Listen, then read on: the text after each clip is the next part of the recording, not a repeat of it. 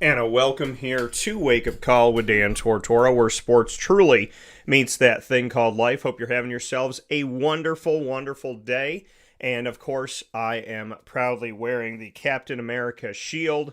And of course, this is the new Captain America with the Falcon wings here, and red, white, and blue, of course, to wish you once again a very happy Independence Day and a happy 4th of July. So, for those of you, I hope you had a wonderful holiday. I hope you relaxed and did some nice things for yourself, some nice things for your loved ones, and that you just took in, maybe watching a movie or grilling up some dogs and, having some, hot dogs, coonies, as well as, some burgers, fireworks, safety first. I hope everybody came here this morning with all 10 fingers and all 10 toes, and I'm happy to have you here today. So welcome inside of the Heritage Hill Studios. Heritage Hill coming to you, the brew house on 3149 Sweet Road in Pompey, New York, in the rolling hills of central and upstate New York. A beautiful landscape found nestled right there on Palladino Farms. You can go out and see them and get the incredible experience. You can also host your event there, so make sure you head out to Heritage Hill Brew House and see what it's all about. And, of course, Heritage Hill North, their newest location that is centrally located to so many pieces of our community. You will find Heritage Hill North right there, a couple minutes from the airport and by Liverpool, obviously in North Syracuse, not too far from East Syracuse, Cicero, Clay, Beeville, Syracuse, the city. It's very, very close, a few minutes from so many different community spaces here. Heritage Hill North, that central location on Sweetheart Corner, a historic corner in central and upstate New York, and they're right there on 628 South Main Street in North Syracuse. We'll be there tonight to honor the CNS Girls Lacrosse State Championship team. Very excited to be there with Gabby Putman, as well as head coach Stephanie Prentice. So a lot of great stuff coming up here where sports meets life on Wake Up Call with Dan Tortora. If you took the day off today, if you gave yourself an extended holiday, or if your job did, well, I'm happy that you're here to relax and have some fun. If you're at work, I'm happy that you're watching and listening, and I hope to make you laugh at your cubicle. So with that being said, we are live Monday through Friday from 9 a.m. to 11 a.m. Eastern Time. You can find us right here worldwide on youtube.com/wakeupcalldt, facebook.com/wakeupcalldt, and on wakeupcalldt.podbean.com. A lot of great stuff coming up here, folks, where sports truly meets that thing called life. We're going to get you started inside of the Heritage Hill Studios with the annoying moment of the week inside of MonPazPopcorn.com's What's Poppin'. We'll jump to the annoying moment of the week, our longest standing segment here on Wake Up Call with Dan Tortora, proudly presented by Carvel DeWitt. Then we will jump into LEAD, which is the acronym Learn, Evolve, Ad-Lib, and Deliver, proudly presented by Chick-fil-A Cicero and Chick-fil-A Clay. Today's topic, what is in your control? We'll talk about that. At the top of the second hour, we'll do the top dog of the week, proudly presented by Canine Kamp Dog Daycare and Canine Kampground Dog Boarding. And we'll round out today's show with Liverpool Warriors boys lacrosse head coach, that being Mr. Mike Felice. Mike Felice, who's no stranger to the broadcast, joins me every season, joined me a few times this season at Avicoli's. As you know, Avicoli's on 7839 Oswego Road in Liverpool, New York, is our proud home for our monthly Liverpool Warriors broadcasts. And we were just there a couple days ago with a Liverpool alum and professional boxer, Bryce Mills.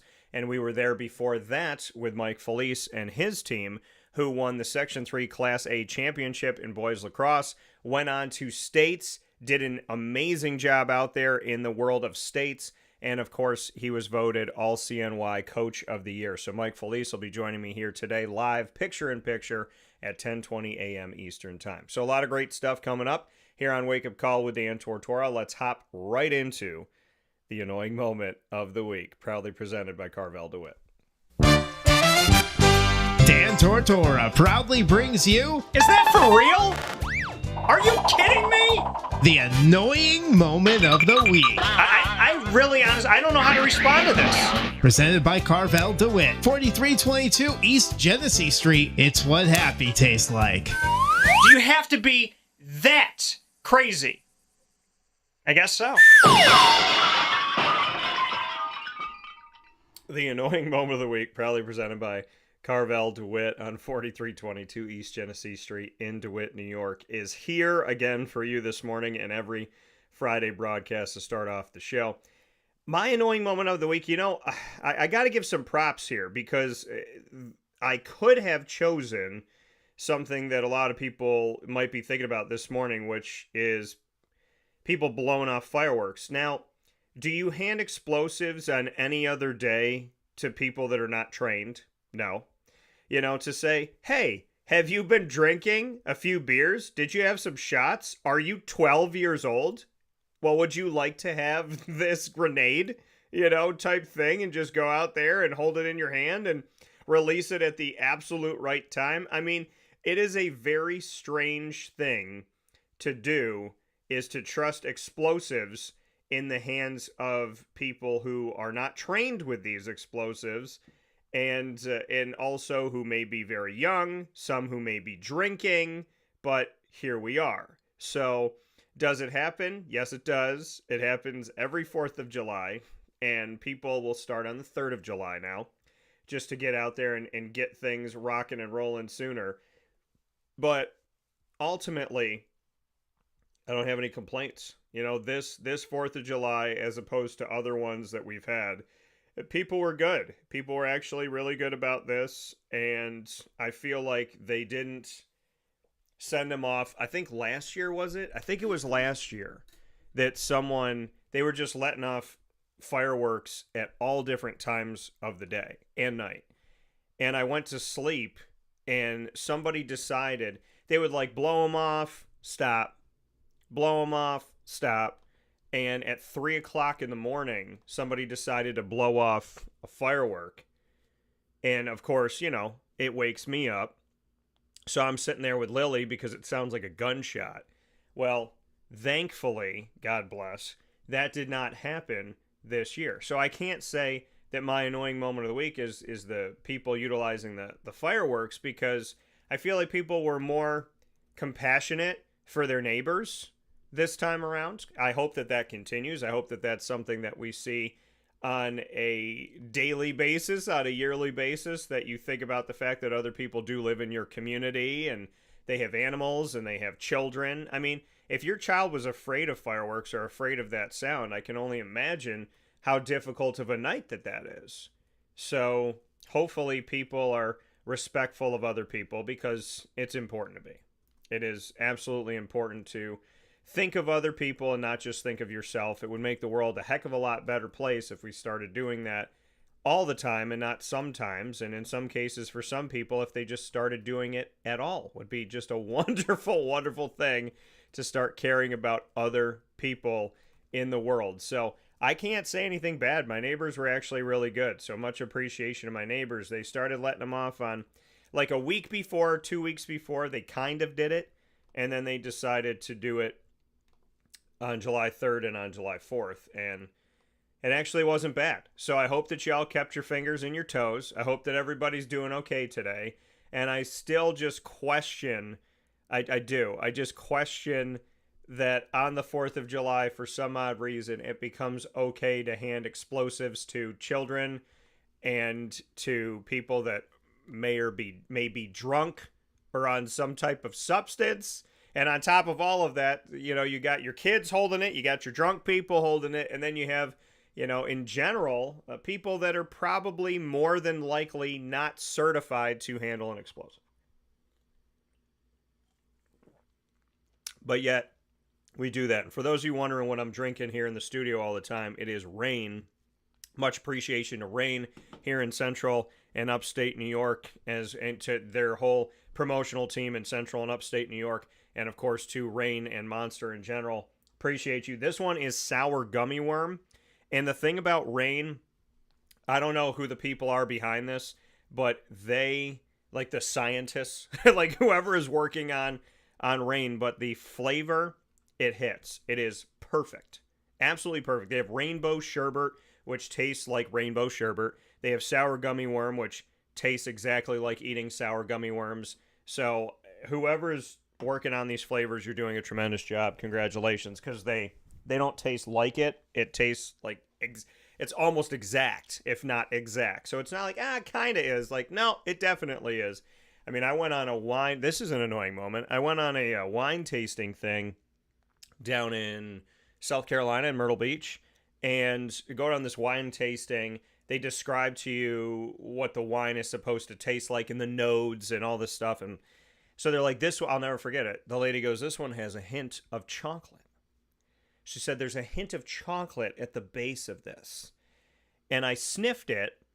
I sniffed the wine, gave a little smell here. I mean, it was very potent. And so I smelled and I tasted, and people, you're supposed to write down what you think, like what it tastes like, what it smells like, all that stuff. Well, I don't have an inside voice sometimes, or inside thoughts, I should say sometimes. So I came right out with and said very clearly in front of the woman, because she hadn't left yet, I said, it smells like and it tastes like a Sharpie, like a marker. I said, it smells like a Sharpie and it tastes like one. I don't know where you're hearing this, where you're getting this chocolate taste from, but I know what chocolate's supposed to taste like, and this tastes like I'm eating a Sharpie. Like I went to an event, an autograph session, and decided to just sniff and bite on these markers. And she's like, I have never in all my years heard that as a reaction to the wine. I said, well, then apparently no one's ever been honest with you. But that's what I smelled, and it's what I tasted. So these Rain actually taste like what it says it's supposed to taste like, sour gummy worm in this case. So shout out to them for that. The annoying moment of the week here, folks, for you. And like I said, my neighbors were good on the fireworks. So my annoying moment of the week, I would have to say it's fine. Well, there's a couple things, but one of them is finding a movie on a streaming service. Because I hit yesterday, right? I've seen Blue Beetle, but I love Blue Beetle. Those of you that know me know that I'm a big fan of Blue Beetle. And shout out to Papa Joe, who's feeling better. I want to send our love out to Papa Joe. So he just sent us a message that he's feeling better. So good to hear that. And God bless to you and all of your loved ones. Hopefully you're all feeling well and staying well and continue to be. God bless on that. So I get Blue Beetle yesterday. I'm watching it in the morning because I had the day off. So I'm watching it in the morning. And it, you know, it was good watching it with Lily. I love Blue Beetle. I haven't seen it in a while. Just an awesome movie. So after that, I'm like, okay, I got to find a good movie. And I was looking through a bunch of different streaming services, and I found Uncut Gems, which is a movie that I was told to watch a while back, but I didn't have it on any of my streaming platforms. And I have a bunch of them, and I'm not going to pay to watch a movie more often than not. I'll just wait for it to come onto one of the services. So Uncut Gems happened to be on Max, the former HBO. So I watched Uncut Gems, and that movie had me on the edge of my seat, grabbed me by my chest, like had me all the way through. The ending was really not what I was hoping or thinking that it was going to be, but it was a really, really good movie, and you should definitely see it. See if you get pissed like I did at the end of the movie, but it was really good. And then after that, I said, okay, so I got to find another one. It's like, 7 o'clock, 6:30, 7 o'clock. So I got to find another movie. And I legitimately was looking for a movie for, I can't tell you how long. I mean, it was over an hour. I just couldn't find anything.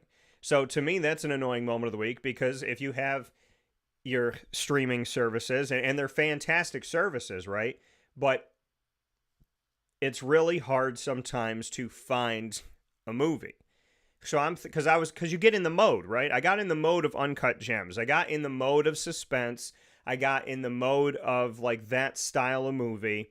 So I'm like, okay, do I have to find a movie about like the mob or about gangs or about the New York City or the jewelry business, or just look for a suspense thriller, another serious Adam Sandler movie, because he's made a bunch of good movies where he's played a serious role, and I've seen a bunch of them. So I'm looking for that style of stuff, and I couldn't find anything. Then I thought about, Kong and Godzilla and Kong, that new movie that came out. I thought the Empire one. I was thinking maybe I'm going to watch this, but then I was like, nah, I I feel like I should have started that sooner. If I'm going to watch a movie like that, it's probably going to be really loud and crazy, and I want to get some snacks for that. Maybe that's a tonight thing. So I decided against that.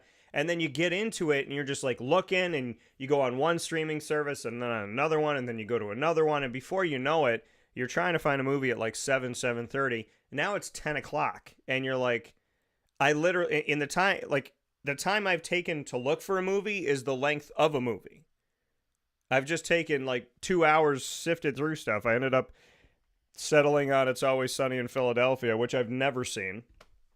And so I was watching episodes of It's Always Sunny in Philadelphia, and it's pretty good. There's things in the show that kind of are very much not. There's things that I think are funny, and there's things that I think are like too much. So I go back and forth with it. So yeah, but I mean, I would have to say that's an annoying moment of the week, because how many times have you maybe like found a movie and you got a good one, you got another good one, so you want to keep hitting, right? You want to keep hitting on these movies. And then you get in the mode of, I don't want to watch comedy. I just watched Uncut Gems, so I want to watch a serious thing. You look up suspense thriller, and you find all these like paranormal stuff and these creepy faces and disgust. And the thing is like, when you look up suspense thriller, there's like all these scary movies and these disgusting faces pop up on the screen and this and that and the other. And I'm like, oh my goodness. So then you're like, okay, well, how do I look up the word? Do I look up the actor? Do I put action instead of suspense? And before you know it, it's 10 o'clock, and you end up watching a sitcom. So I would say that that's an annoying moment of the week, because it's hard sometimes to find a good one. And then when you find a good one, you're like, okay, well, now I want to find another one. And yesterday was a relaxing day. So I might have to watch Godzilla and Kong, whatever that new one is. I'm trying to remember. There's so many of them. There's Godzilla versus Kong, Kong versus... I mean, if you go back in the history, and then there's that, what is that? -1. So the new Empire is the new one. Godzilla X Kong, the new Empire. So it got a 54% rating on Rotten Tomatoes. I mean, not bad, I guess. What is Godzilla Year 1 or -1? That's a new one too, right? Godzilla -1 made $115.8 million in the United States of America, and its budget was only 10 to 12 million. Jeepers Christmas. That's incredible. It's in Japanese though. So yeah, that might be tonight's movie. My other annoying moment of the week, I would say, I had a few on the mind last night. Okay, one of them is dreams. so like, one of them is definitely dreams. Because for some odd reason, and good morning to my mom. Mom, you'll appreciate this because I talked to you about this off the air. But one of my annoying moments has to be dreams.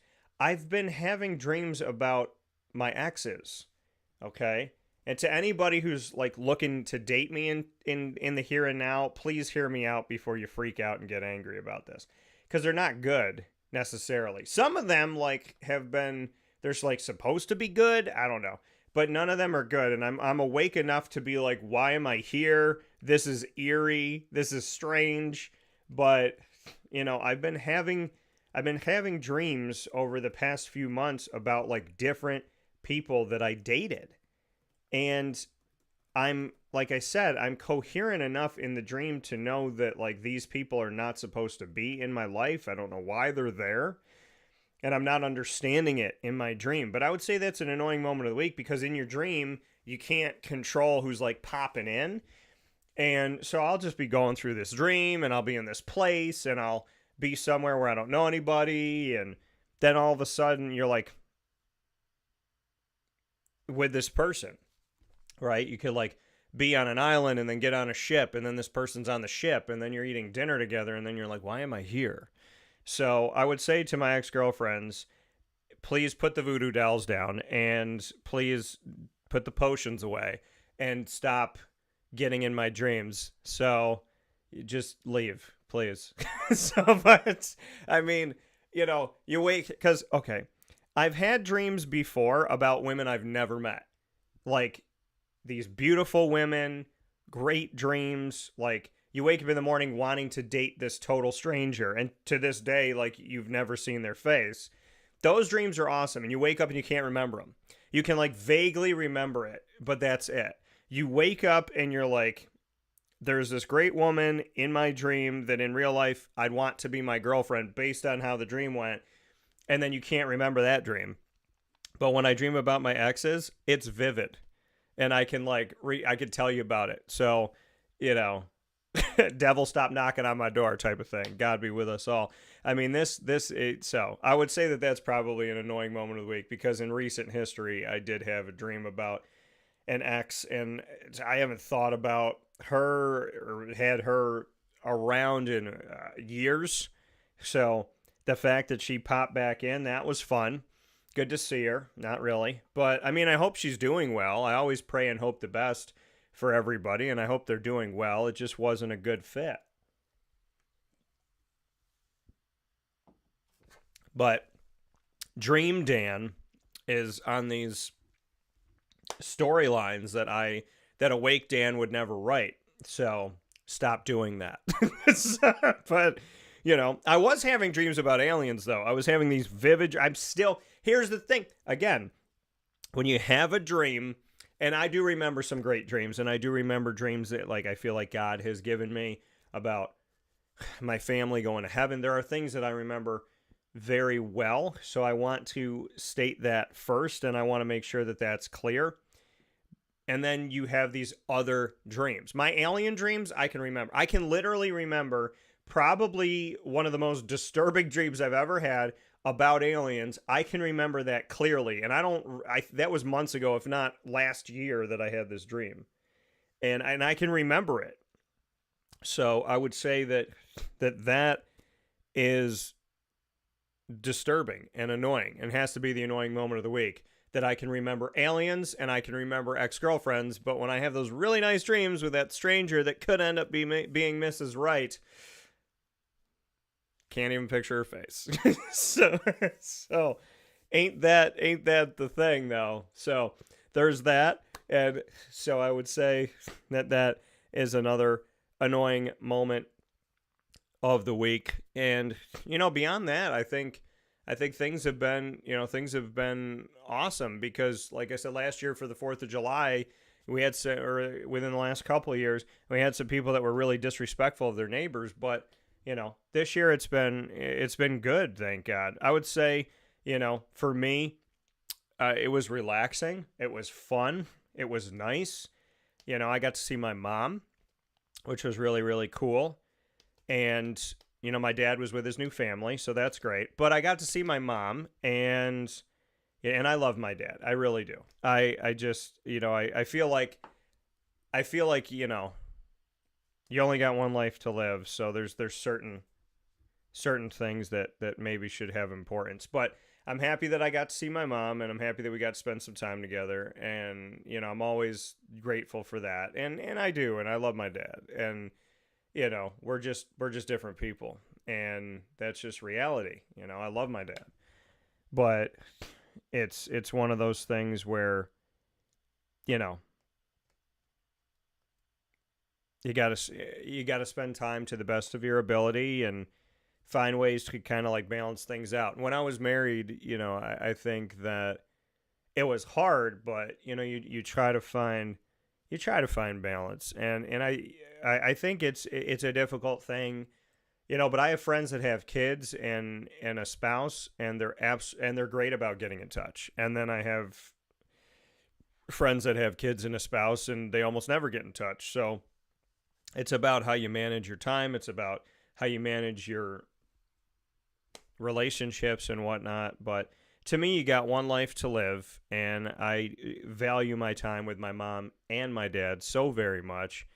And, sometimes you just, you want to feel important to the people that are important to you. And I think that that's something that we all feel, right? Is that you want to feel that love and that importance. And for those of you that have your grandparents, hug them, love them. If you have good grandparents that just love you and they appreciate you and they support you, just go see them and hug them and kiss them and just sit with them and laugh with them and learn from them, because I really miss that. I really miss that. And my grandfather's never made me feel like I wasn't wanted. My grandmother's never made me feel like I wasn't wanted. And I feel like, we just have to take that time and appreciate that time, because not all of our family members, I think I grew up in life thinking that your family is by default, they're always going to be there for you. That, like, no matter what, if they're your blood, they have your back. They could be your fifth cousin. It doesn't matter.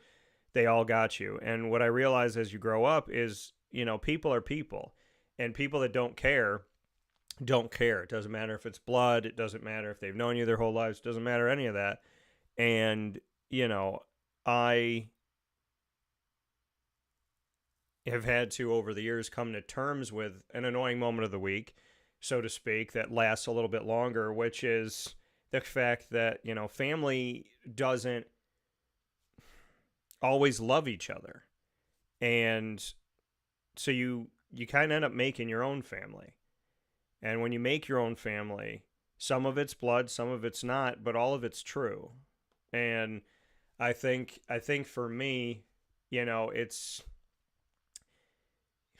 you don't live in life to be good enough for somebody. You don't live in life to try and be good enough for your parents or good enough for your grandparents or good enough for your spouse or good enough for your friends. To me, you live in life to be good enough for yourself and to do enough to get back to heaven. I think that my main focus is pleasing God, and my, under pleasing God is making sure that I am me, that I take care of me, and that I do the best I can. And it's not an easy thing when you don't have the support of family. And I know that we joked around this morning, and this is more serious, but, I've had to come to terms with the fact that probably some of the biggest evil I've met in my life is within my own blood. And you can't change that. And I think that leads perfectly into our next segment, which we're going to go to after this fast break, which is called What's in Your Control. Because sometimes, a lot of times in life, the thing that is really bugging us is something that we try to take control of. And we don't realize that you can't control many things in life. And we're going to speak about the things you can right after this on Wake Up Call with Dan Tortora inside of the Heritage Hill Studios. The Annoying Moment of the Week, proudly presented by Carvel DeWitt. We'll be back with Lead, Learn, Evolve, Ad-lib, and Deliver right after this. Central New Yorkers, you can now enjoy the taste of Heritage Hill award-winning craft beers, seltzers, and a full bar at 3 locations. Spend your weekends at their beautiful location in Pompey with its amazing views, sunsets, family, and pet-friendly facilities, as well as extensive private event areas. Get their taps, tonics, and tastes in their brand new North Syracuse location at Sweetheart Corner in North Syracuse, New York.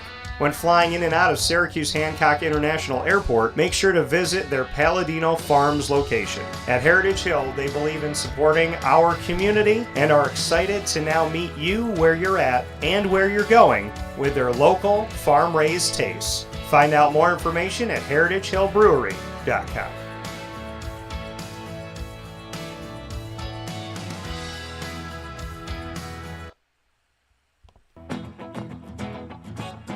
Hi, this is Amy from Mother's Cupboard, home of the whole frittata. We are open daily 6 a.m. to 1:30 p.m. For takeout orders, call 315-432-0942 and tune in to Wake Up Call with Dan Tortora for our monthly food challenge and try our Wake Up Call signature menu item available 7 days a week. Here at Mother's Cupboard, we are Central New York, and it's our honor to serve you. Ma and Pa's Kettle Corn and Popcorn Factory remind us that every day is worth celebrating at 201 7th North Street in Liverpool, New York. Open Monday through Saturday in-store and always online at maandpaspopcorn.com. Serving our Central New York community and beyond, order anywhere, anytime at maandpaspopcorn.com. Stop in to get a tin at Ma and Pa's on 201 7th North Street in Liverpool, New York to get your half-price refills for the rest of your life. Come to Ma and Pa's for your holiday gift giving for family, friends, employees, and clients. And remember, for fundraising and events, to call 315-450-6272. That's 315-450-6272. Ma and Pa's Kettle Corn and Popcorn Factory. How corny are you? This is Jimmer Sikowski, owner-operator of Chick-fil-A Cicero, 7916 Brewerton Road in Cicero, right in front of the Home Depot. I had a deep feeling that God wanted me to do something bigger with my life and to help people, help others. I kept putting Chick-fil-A in my life, and I realized as I was going through the franchise selection process that positively impacting the lives of others was really core to what we do here at Chick-fil-A. First of all, it starts with the food. The food is brought in fresh daily, and we bring in local produce. We prepare to order in the kitchen. We hand bread our chicken. We hand spin our milkshakes. It's great food. It doesn't taste like fast food. I think the second thing is the way people feel when they come in a Chick-fil-A restaurant. It's different. We try to treat people with intentional kindness here, which is very different and deeper than good customer service. And so I think it feels remarkable for most people to come in a Chick-fil-A restaurant. And then lastly, the impact that we try to have in the community is very different.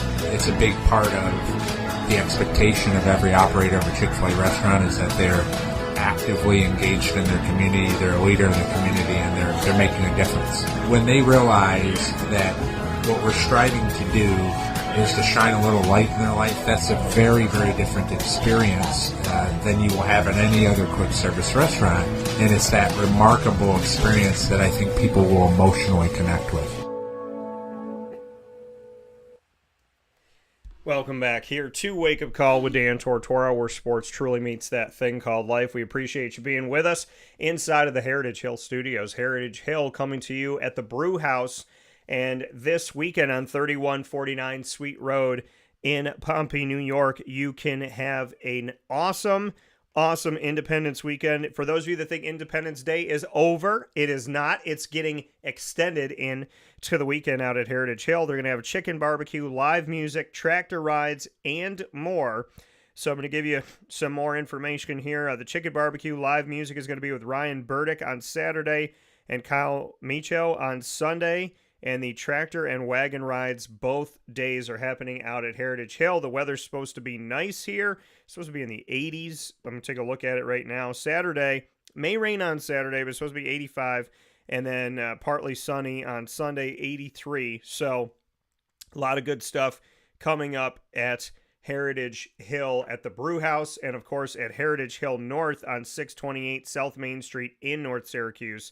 Right there at Sweetheart Corner. We're going to be there tonight with the CNS North Stars girls lacrosse team and honoring the girls lacrosse New York State champions here in 2024 with head coach Stephanie Prentice and student athlete Gabby Putman, both award winners and champions. So we're going to be there with them tonight. We look forward to seeing you at Heritage Hill North on 628 South Main Street in North Syracuse tonight, July 5th at 6 p.m. So come have dinner, grab some drinks. Of course, as always, drink responsibly and see our show with CNS coming up today. Very excited for that. So with that being said, we're going to jump into Lead, Learn, Evolve, Ad-Lib, and Deliver, proudly presented by the wonderful team at Chick-fil-A Cicero and Chick-fil-A Clay with their fearless leader, Jimmer Sikowski, here with us in the community. And we appreciate Jimmer and everything that he has done and thank him so much for his positivity, for his leadership, for his faith. You know, Jimmer's been through a lot. For those that don't know, the owner-operator of Chick-fil-A Cicero and Chick-fil-A Clay, Jimmer Sikowski, has gone through having ALS and navigating through having ALS, and he's just... Honestly, I think that he's reached more people. He reached so many people before the diagnosis. I think he reaches even more people now. And his positivity, his love, his smile, his passion, his goodness, his generosity, his empathy, his understanding. He's just a good person. He's just a good person.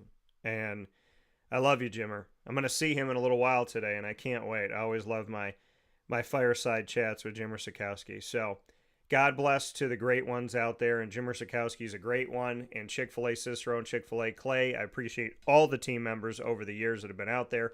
Today's topic, what's in your control? Guess what, folks? There's only one thing.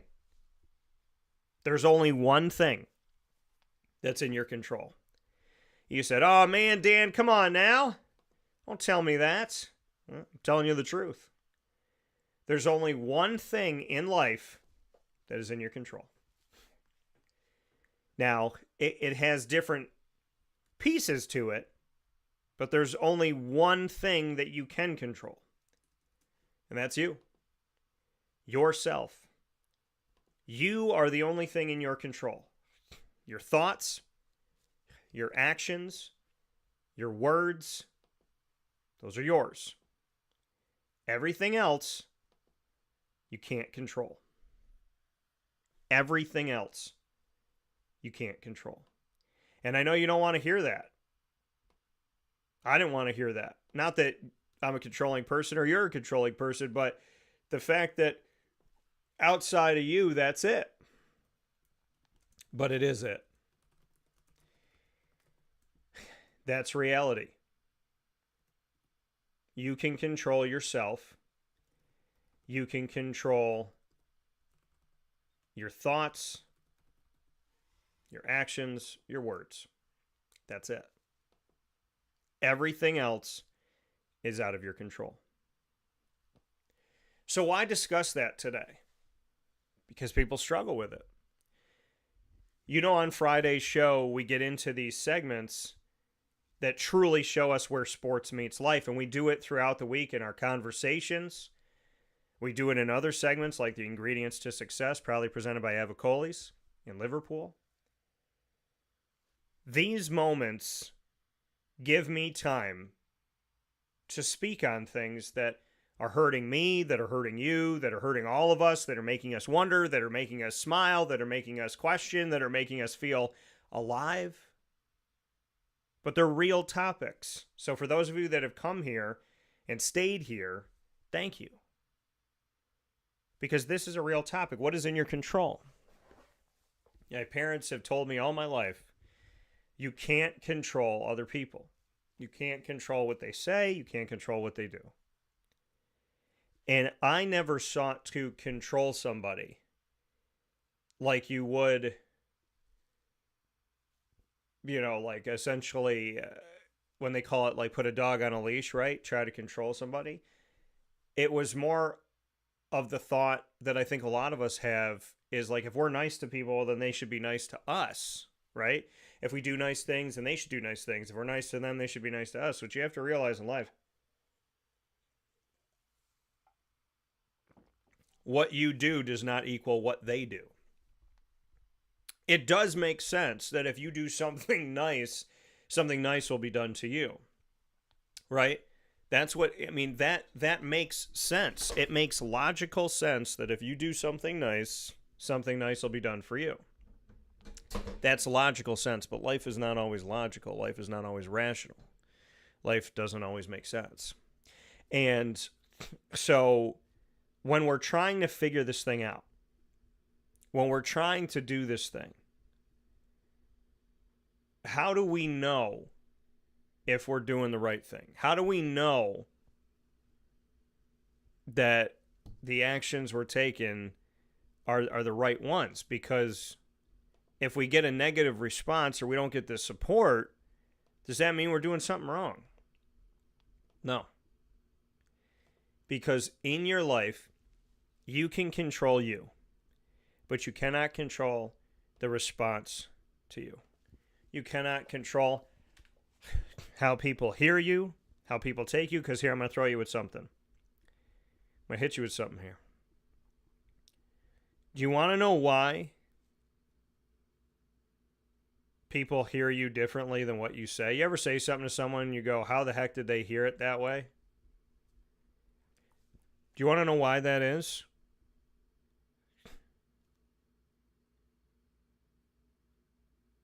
That is because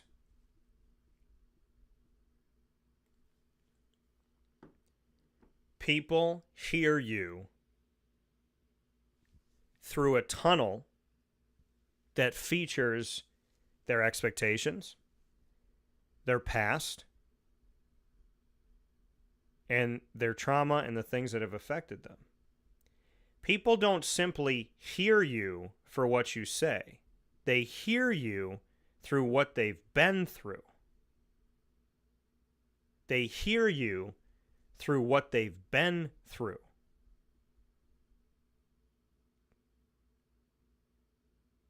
That's reality. So when you say, I said this to this person, how did they hear it differently?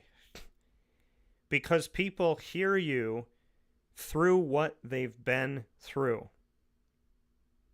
People hear you. It's not that someone just hears what you say. It's not as simple as that.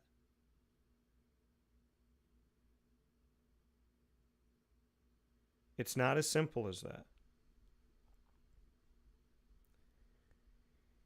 People hear you through the things that they've experienced, the things that they feel, the things that they know, the places they've been, the people they've met. They don't simply just hear your words. You might say, hey, I'm there for you. And somebody might react negatively because the last person that they dated said that they were going to be there and they weren't there because they had a family member that said, I'm always going to be here, and then they passed away. So when you say, I'm going to be there for you, and they react negatively, it's nothing you said and it's nothing you've done. It's the way they've reacted based on their life experiences and relationships that they've had, and they have. So what you realize in life, that what is in your control is literally you. And you could say all the right things and do all the right things, but it may not be the right thing for that person. If you're talking to a narcissist and they're 100% wrong, no matter what you say and what you do, the reasoning you give, the cry that you have, it doesn't change them. You ever have a conversation with somebody and nothing gets through to them? And then you start crying and all of a sudden they start listening to the words you've been saying for an hour? Because like they literally need to see somebody break in order to care. They need to see you weak in order to care. I've been in relationships where you can literally say the exact same thing without tears, and when you say it with tears, all of a sudden that person has a heart. It's very interesting to look at the dynamic of human beings' interaction, and what you learn when you get older is that you stop interacting with people that need to see you break to care. You stop interacting with people that need to see you cry in order for them to care. You stop interacting with people that only hang out with you when they have nothing else going on. You stop interacting with people that you have to call, that never call you. You stop interacting with people that don't listen to what's going on in your life, but are more than happy to tell you what's going on in theirs. You learn. And sometimes you're at fault. Sometimes you're the talker. Sometimes you're the one that doesn't stop and listen. Sometimes you're the one that always talks about yourself. Sometimes you're the one that needs to see somebody get emotional in order to care. And that's when you have to check yourself. None of us are perfect. I have made plenty of mistakes. And what I've learned in life is that even when people hurt me, I pray for them. I care about them.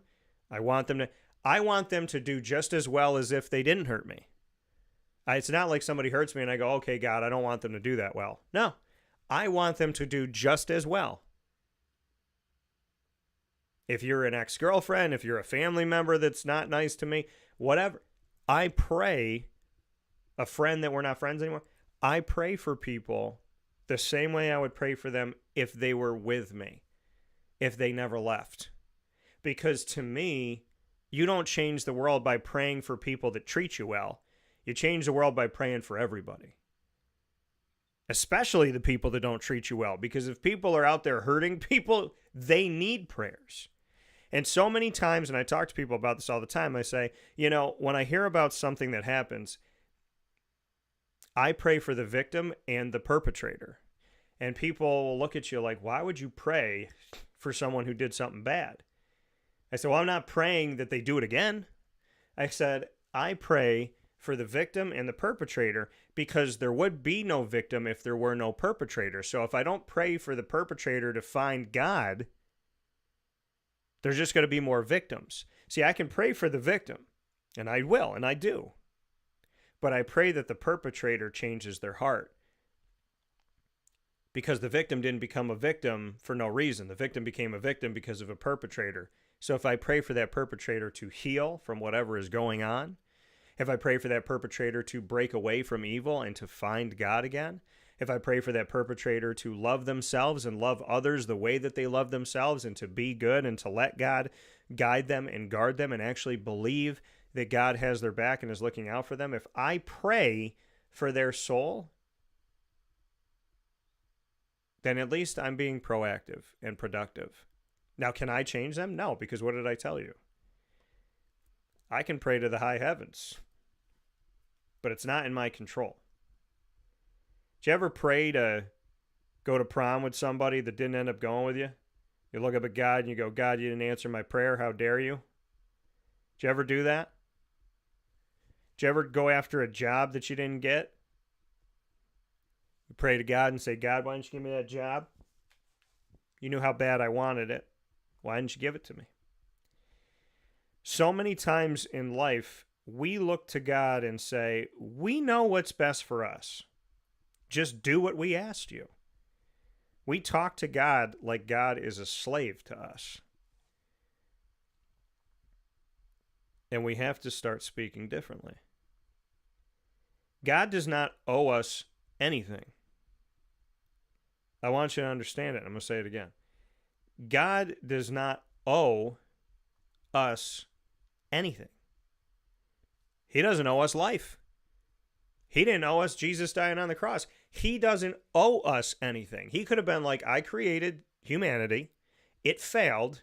I'm going to go on to something else. God could have turned the page, but he didn't. He's already given us love, life, chances. Every time you sin, and God wakes you up in the morning, that's saying, all right, you got another chance. I'm giving you another opportunity. So when you look at your life and you look at the opportunities that you have and you say, God, why didn't you give me what I wanted? God would say, I don't owe you anything. I don't. But I love you. And God gives 3 answers to questions. 3. One of these 3 answers. Yes. Not right now. No, because I have something better. Yes. Not right now. No, because I have something better. So when God says yes, well, that's easy, right? Because we got what we wanted. When God says not right now, he could be teaching you literal patience. He could be saying you're not ready.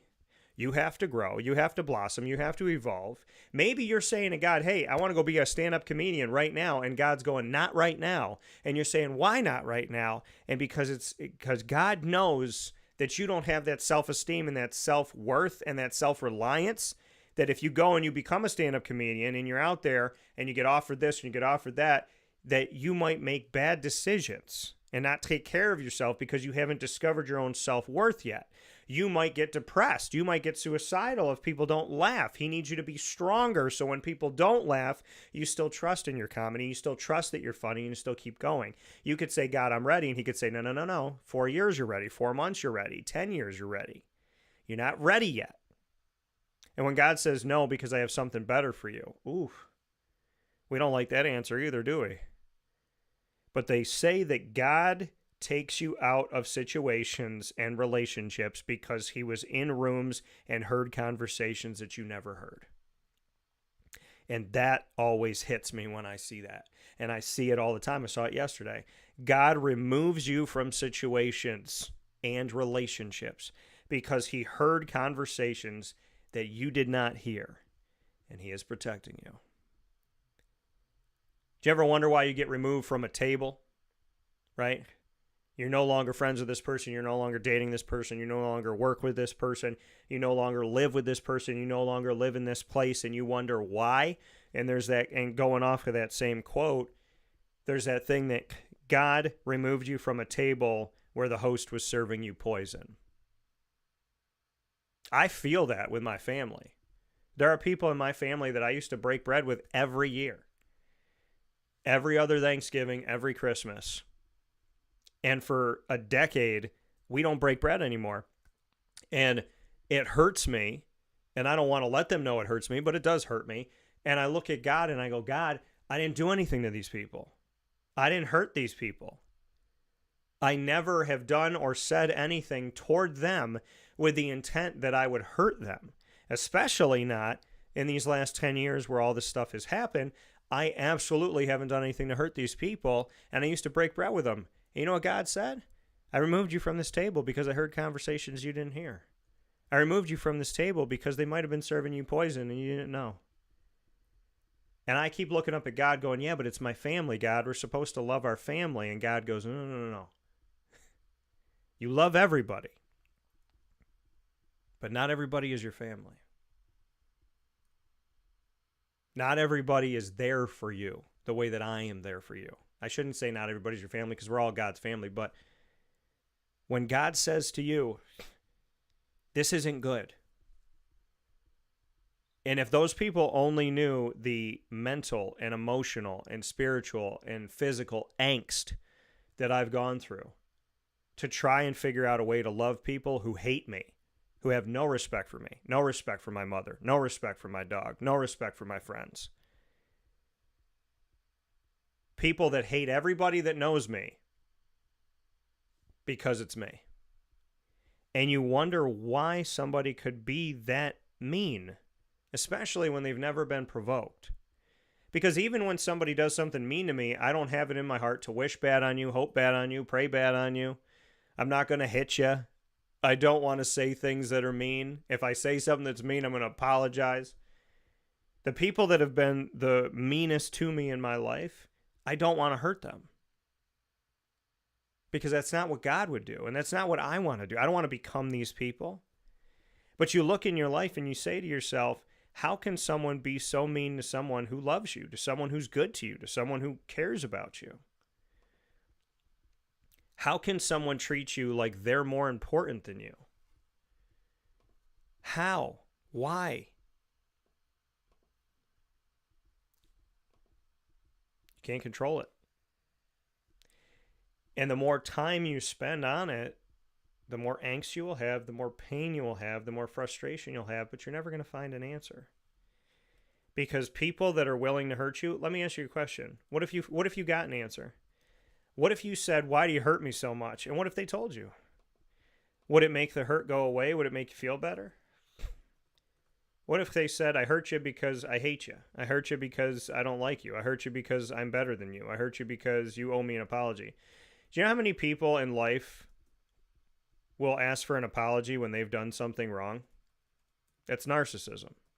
It's literal narcissism. People will ask you to apologize for their sins.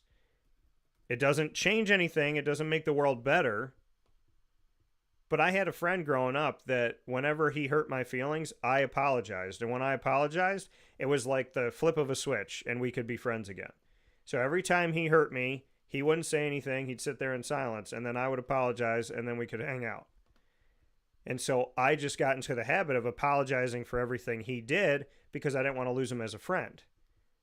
But you know what happens when you apologize for everything that somebody else did because you don't want to lose them? You end up losing yourself. You stop apologizing for things that you didn't do because you end up losing who you are. You end up losing your sense of reality. And then that spills into other relationships. And because I apologized for him and because I put up with all of his stuff, I did that in other relationships. And I kept failing myself because I had a distorted reality. I had a reality of you beg and do whatever you can to keep people in your life because that's what you're doing with your friend. So you have to do that with everybody. So now all of a sudden you start to not like yourself. You don't feel like yourself. And you start to roll down this hill And that's not good. So, my words to you, love yourself. Love others. And remember that no matter how good of a person you are, how kind you are, how pure your heart is, and how good your intentions are, you cannot make somebody say something, do something, or be something. It is one of the hardest things to learn in life. But who you are as a person is not defined by how other people treat you. Because if that was the case, we'd all be bad people, right? Because every single one of us, Jesus Christ included, was not treated well. Look at Jesus. Totally perfect. Did nothing wrong. Son of God. Stoned, spit on, yelled at, sworn at, nailed to a cross, carried a cross, thorns on his head, left for dead. You think that was fair? So when you don't get invited to the summer party that a bunch of people at work are doing, are you being nailed on a cross? When your aunt stops talking to you because she just genuinely thinks she's better than you, are you being nailed on a cross? It is really, really difficult to change old habits, especially when those habits are bad. It is really, really difficult. It's like a leech. When you try to take away a bad habit, it is like a leech. Try to pull it off of you, it sucks onto you harder. But it takes work. You got to figure out a way to do it. Because you can't control what other people do. But when you know that you love, when your love gets spit on, let it be. Because this is coming from a man who has chased women in relationships, try to make it work, chased friendships, try to make it work. Try to please a boss that lies to you and doesn't care, try to make it work. Family members, try to make it work. You stop chasing when you realize that no matter how good you treat somebody, it doesn't define how they're going to treat you back. No matter how nice you are and how kind you are and how God-loving you are, it doesn't matter. Because there are people in life that think that they are more important than you. They think that they are better than you. They think that you owe them something. And the only way to show them that you do not owe them anything and to show them your worth sometimes is by silence and standing your ground. I have a quote right outside of my studio that says, compromise where you can and where you can't, don't. Even if the whole world is telling you that something wrong is something right, it is your duty to plant yourself like a tree, and when they tell you to move, you say no. You move. We all come to a breaking point. A point where we say to ourselves, we don't deserve this, we're better than this. I cannot promise you that life will be easy. I cannot promise you that things will not hurt. The only thing I can promise you is that as hard as it is and as much as you love, you have to look up at God and say, I love this person, but I have to let this be in your hands and I have to let go of it. Because there is nothing that I am gaining from holding on to the pain that they are wishing upon me, the silence that they send to me, the disrespect. I am gaining nothing by absorbing their bad energy. I have to leave it here. I have to let you take it. And I have to move forward and spend time with people that really do love me and appreciate me. People that know that I stumble and I fall, but I always get up. Jesus Christ stumbled and fell. He stumbled and he fell. So how dare somebody push you away when you stumble and you fall? God's intentions were good. If your intentions are good, you're going to stumble and fall, but your intentions are good. It's not about how many times you fall. It's about how you get up.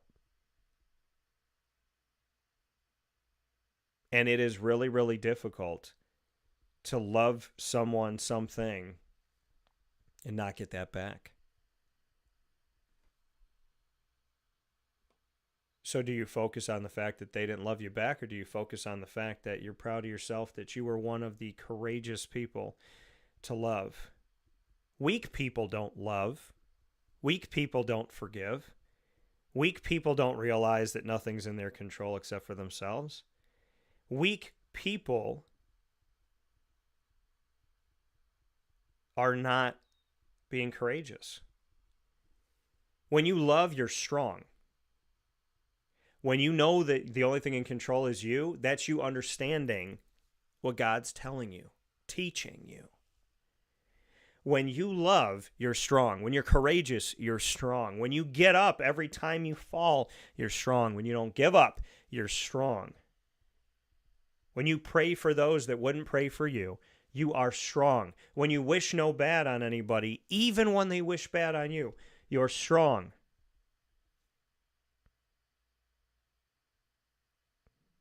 Let go. Let go. Because the evil that someone is putting into themselves is spilling into you if you don't let go. You have to let go. Figuratively speaking, you have to let go. Give it to God. I'm not saying let this person fall. I'm not saying let this person hurt. I am saying be the amazing person you are, but life is precious. I was 21. I blink and I'm 38 years old. I don't have time for people that don't like me.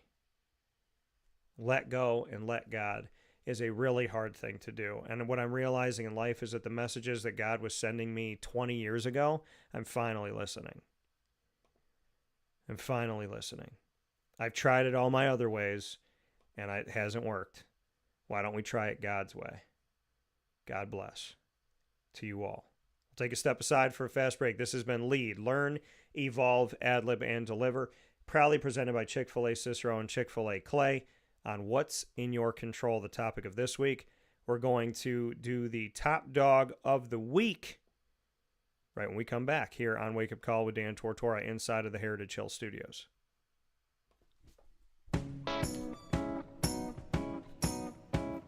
In these unique times, there are those in our community that give us a sense of normalcy and positivity. Pizza Man on 50 Oswego Street in Baldwinsville has been here for you for over 35 years and is here now. Call 315-638-1234 or order online at pizzamanbville.com to bring those familiar tastes into your home. And remember to come see our monthly on-site broadcasts centered around the community and our Baldwinsville Bees. Pizza Man in Baldwinsville. Any way you slice it, they are always here for you.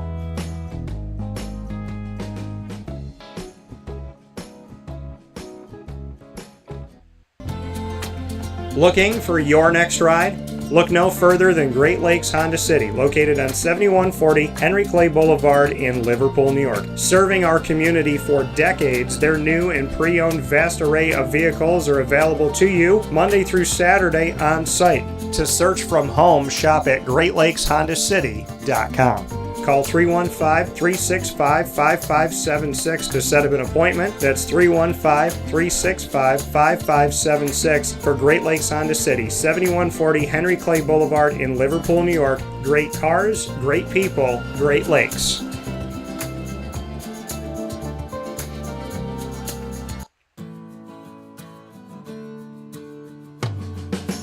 Our corporate purpose at Chick-fil-A is to glorify God by being faithful stewards of all that's entrusted to us and to positively influence all those who come in contact with Chick-fil-A. And what became increasingly clear from our success in Cicero is that people love Chick-fil-A. And also I think we recognized that, we had a great opportunity to grow the brand and grow our platform. I felt incredibly grateful when I was selected to be a Chick-fil-A operator. I think what it's meant for me, what I've come to realize on a very deep level is that this is a calling for me. It's not a career. It's not a job. The Lord called me to be a Chick-fil-A operator and to use these restaurants to glorify Him and to positively influence other people. I'm blessed. I'm very blessed. head to Chick-fil-A Clay on 3974 State Route 31 in Liverpool, New York. Welcome back here to Wake Up Call with Dan Tortora inside of the Heritage Hill Studios. It is time for us to jump into the top dog of the week. Very excited for the opportunity to bring this to you. Proudly presented by the wonderful team at Canine Camp Dog Daycare and Canine Kampground Dog Boarding. Canine Camp Dog Daycare there for you in East Syracuse on 228 Old Bridge Street, across the street from BJ's, seconds from Erie Boulevard. You will see them there at 228 Old Bridge Street for the care for your dogs of all different shapes and sizes, all different breeds. Top dog of the week, Canine Camp Dog Daycare. Head over there to the daycare. You can call them at 315-437-7110. That's 315-437-7110 to get in touch with them and find out how they can help you with your dog for some daycare needs. K-9kamp.com. Fantastic staff, wonderful people led by Lorraine and Chad, and continues into dog boarding. Lorraine and Chad have a place for long-term care for your furry-loving friend. If you're going to be gone for a few days or a week, Canine Kampground Dog Boarding, you can head right over there for lodging. Each dog gets their own cabin, and that's on 242 Johnson Street in East Syracuse. You can get in touch with them by going to kampground.com. You can also go and call them at 315-299-4013. That's 315-299-4013. Get in touch with them today, and we thank you so much for everyone who has trusted our word for Canine Camp Dog Daycare and Canine Kampground Dog Boarding to give your business to a place that I truly trust and I appreciate, and they've been incredible with Miss Lily. So make sure you get in touch with them today, and many thanks and God bless to all of the wonderful people, including Lorraine and Chad at Canine Camp Dog Daycare and Canine Kampground Dog Boarding. My top dog of the week for this week, folks. Very excited to share this with you. My top dog of the week has to go out to Christian Walker. Man, the rampage that he has had is right. What he's been able to do here. Christian Walker, absolutely amazing. Just incredible here. So let's get into what Christian Walker's done for the Arizona Diamondbacks. An amazing, amazing time in the Arizona 2 games under 500. I can count, I want to say at least 4 times that we've done it, where Papa Joe and I, every Thursday, PJ will come on the show, and it's like, okay, let's look at the Arizona Diamondbacks. They're 2 games under 500. Okay, they're 2 games under 500 the next week. The next week, they're 2 games under 500. Now they're a few more games under 500. Now they're 2 games under 500 again. So that's what it's been like for them. But they just pulled off an incredible series against the Los Angeles Dodgers. Now, Christian Walker, in his first 2 at-bats, hit his 18th and 19th home runs in 42 career games at the Dodgers Stadium. Now, Diamondbacks starter Zach Gallen said, quote, "He's playing at an unbelievable level, an all-star caliber level.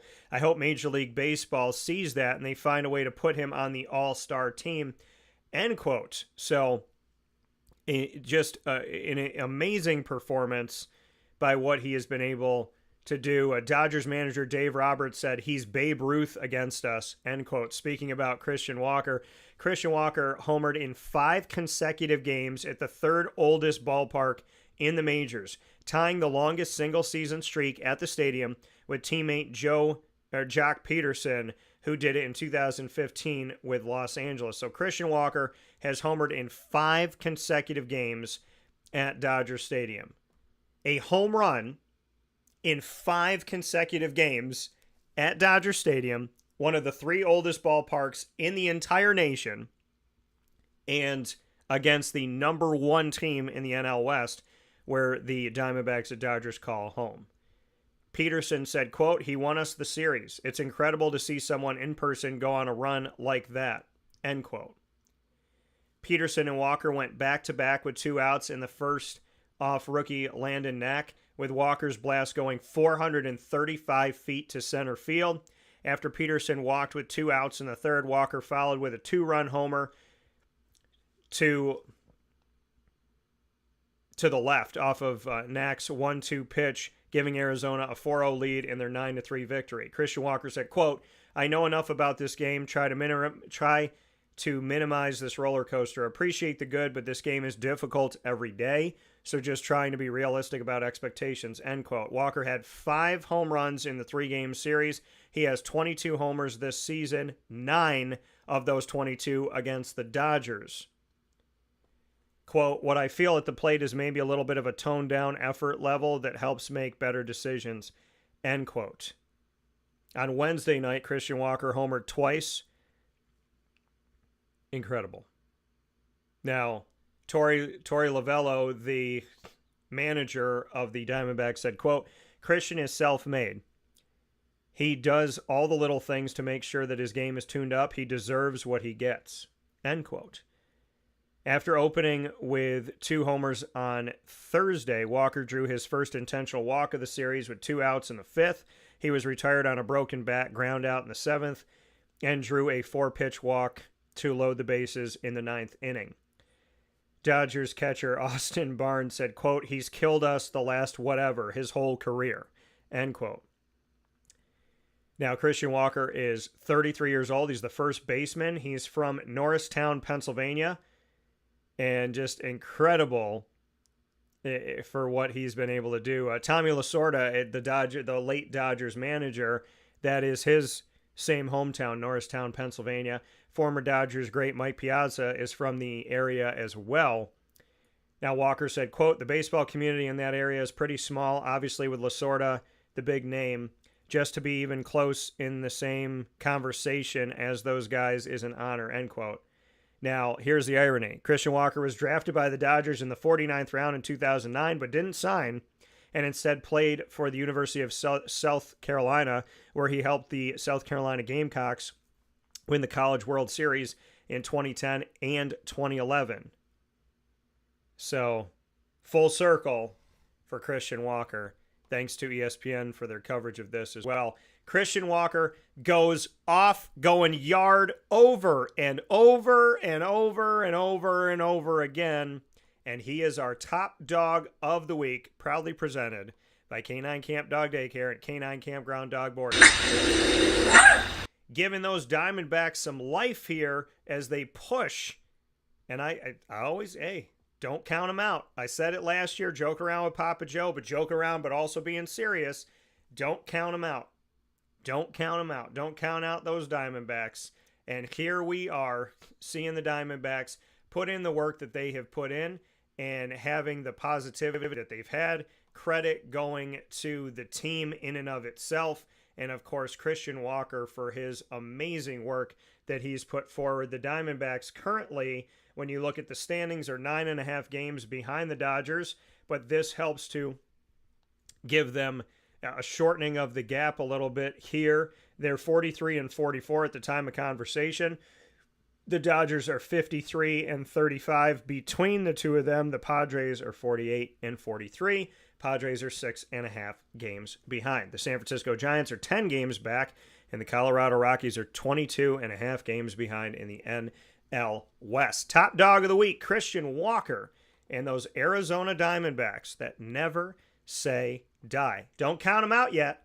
Got plenty more games to be played as we head toward the All-Star break coming up here in just a few days. And coming up in just a second, Mike Felice is going to be joining me on Wake Up Call with Dan Tortora. We'll take a quick step aside. We'll get Mike picture-in-picture right after this inside of the Heritage Hill Studios.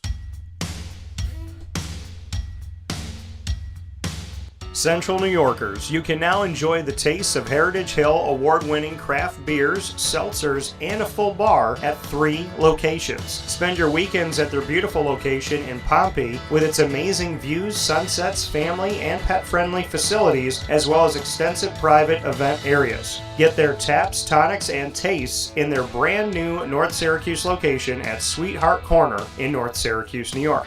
When flying in and out of Syracuse Hancock International Airport, make sure to visit their Palladino Farms location. At Heritage Hill, they believe in supporting our community and are excited to now meet you where you're at and where you're going with their local farm-raised tastes. Find out more information at heritagehillbrewery.com.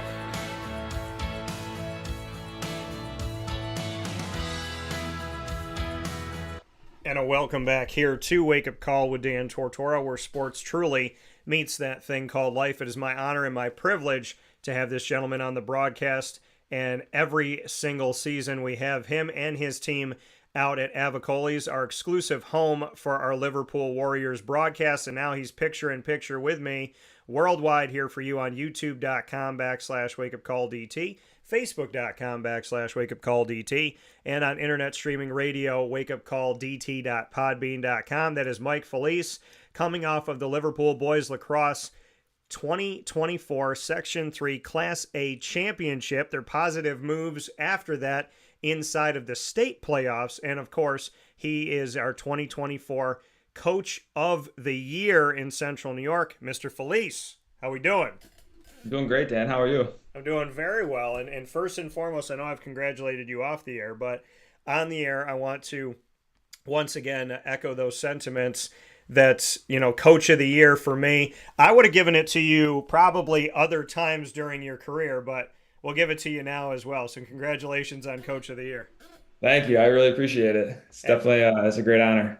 Absolutely. I mean, and how do you take that in? Do you let yourself enjoy it? Do you let yourself kind of, feel what it is to be named Coach of the Year in all of Central New York? Does it do anything for you, or do you kind of just let it roll off your sleeve? When you get an honor like that, how do you take it? Really, I look at it as more of a, not just an award for myself. It's more of an award that highlights everybody in our program. You have players that get you to the level that we got to. You have a coaching staff that if, I don't have them with me supporting me, then, we don't get those players to where they have to be. And, just having parent support like we've had, and just our athletics, our athletic program support. So without having those support pieces in place, you don't really, you don't get to this place with this award, and you don't get to the place that we did, in our season. So I really don't try to take it in as it's just an award for me. It's really an award for our program, just because all those pieces behind the scenes that, all have to come together to get us, to where we got. So that's how I look at it. It's nice to, to see it for, a day, and then you kind of move on and want to just get these guys, you want to get back at it, and not, that's just how I look at it. Yeah. And I know that, anytime we've talked, you've always been very humble with everything, and thanking other people, thanking your staff, and thanking those that have been with you along the way, as well as the administration. For you, the fact that Ari Lieberman, the athletics director, has seen your value, seen what you can do, seen what you're working to build. What do you want to say to Ari in a situation like this, where there was adversity throughout your career, there's adversity this season, and the fact that, he believed that not only you, but that this team, this program could move forward positively, just what it means, because, you always hope that your boss sees what you're doing, sees beyond the wins and losses, sees what you're trying to build, the foundation and the culture and the environment. So what do you want to say to Ari in that respect, of if you feel like he has seen the work that you've been doing even before these wins came? Yeah, no, Ari's been fantastic. I mean, there's no other athletic director I'd want to work for. He's so supportive of the program, supportive of me, supportive of the kids. Back when he first took over about 8 years ago, we had one of our worst seasons. So we only won around 5 games when he took over as an AD. So for him, looking back on it now, to come in, as a new AD, not new to the job, but new to Liverpool as an athletic director, and here's the lacrosse program only getting 5 wins and not going to playoffs, and to still support me through all that, and to still, give me multiple chances to come and, continue to build our program. It means a lot to me that he had that confidence in our staff and just what we could do. And not just to look at, oh, they won 5 games, see you later. That's not how he operates. And he really helped me during those years, kind of, put some things in place to help, us, grow as a program, me grow as a coach. He's been a great mentor for me. A lot of things I can bounce off of him. And it's not just like a business relationship. It's, we have built a relationship as friends over the years. And, just to be able to talk about family, talk about your friends, talk about things, going on and in your personal lives, it really is a great connection to have. And, it's not like that in every program, and it's not like that with every AD or even boss that you have in the workplace. It can be strictly just business, and it's not like that with Ari. He does have a great relationship with the players, and just he's at every game. He puts in the work too, which he's really propelled our athletic program forward. So I'm just very thankful to work for Ari. I'm very thankful for all the support he's given our program, and me personally, and help guiding me, just to keep growing as a person and as a player, or as a yeah, as a player, person and as a coach. Just moving forward in my career. So I'm very, very thankful to have Ari as my boss. That coming here from Mike Felice inside of the Heritage Hill Studios on Wake Up Call, honoring the team and honoring Mike with his 2024 nod as All CNY Coach of the Year. I have to go beyond this for you, Mike, and if you're not going to give yourself a little bit of credit, I'm going to go ahead and do that right now. The type of human being that you are, the conversations that people don't see. I can speak from this personally between you and I. You're a very compassionate, very kind, very, what do you need? How can I help you? Humble type of person. And so for me, when you see a team win with a coach such as yourself, when you see an award of Coach of the Year, I look at the person behind all of that. I look at the person that I have conversations with on and off the air. I look at how you treat me, how you are day in and day out. And I can honestly tell you that beyond the awards and beyond the wins and losses, the person that I've gotten to meet, that I've, spent time with, I very much value that. I value the kindness and the goodness and the desire of you wanting to see other people win, myself included. And I don't want that to go unnoticed in this world of wins and awards and whatnot, that wins and losses on the side and awards off to the side. The type of human being that you are, that I can truly speak to, means the world, because, when you need a friend, when you need that positivity, when you want to make sure that somebody's picking up what you're putting down, you've always done that. And I think that for me personally, I want to tell the world that I appreciate who you are as an individual, even more than a coach. And I think that that's something that we should know this morning, because this world needs a whole lot of good, needs a whole lot of positivity. And you've always brought that to me, and you've always appreciated our time and valued that. So I want to say thank you for that. Well, thank you. That means the world. I really do appreciate that. Those are all things I think we should all strive to be, and I'm just very thankful that you see that in me. So thank you so much. Credit, which another reason why I respect you, Mike. So we look at this season.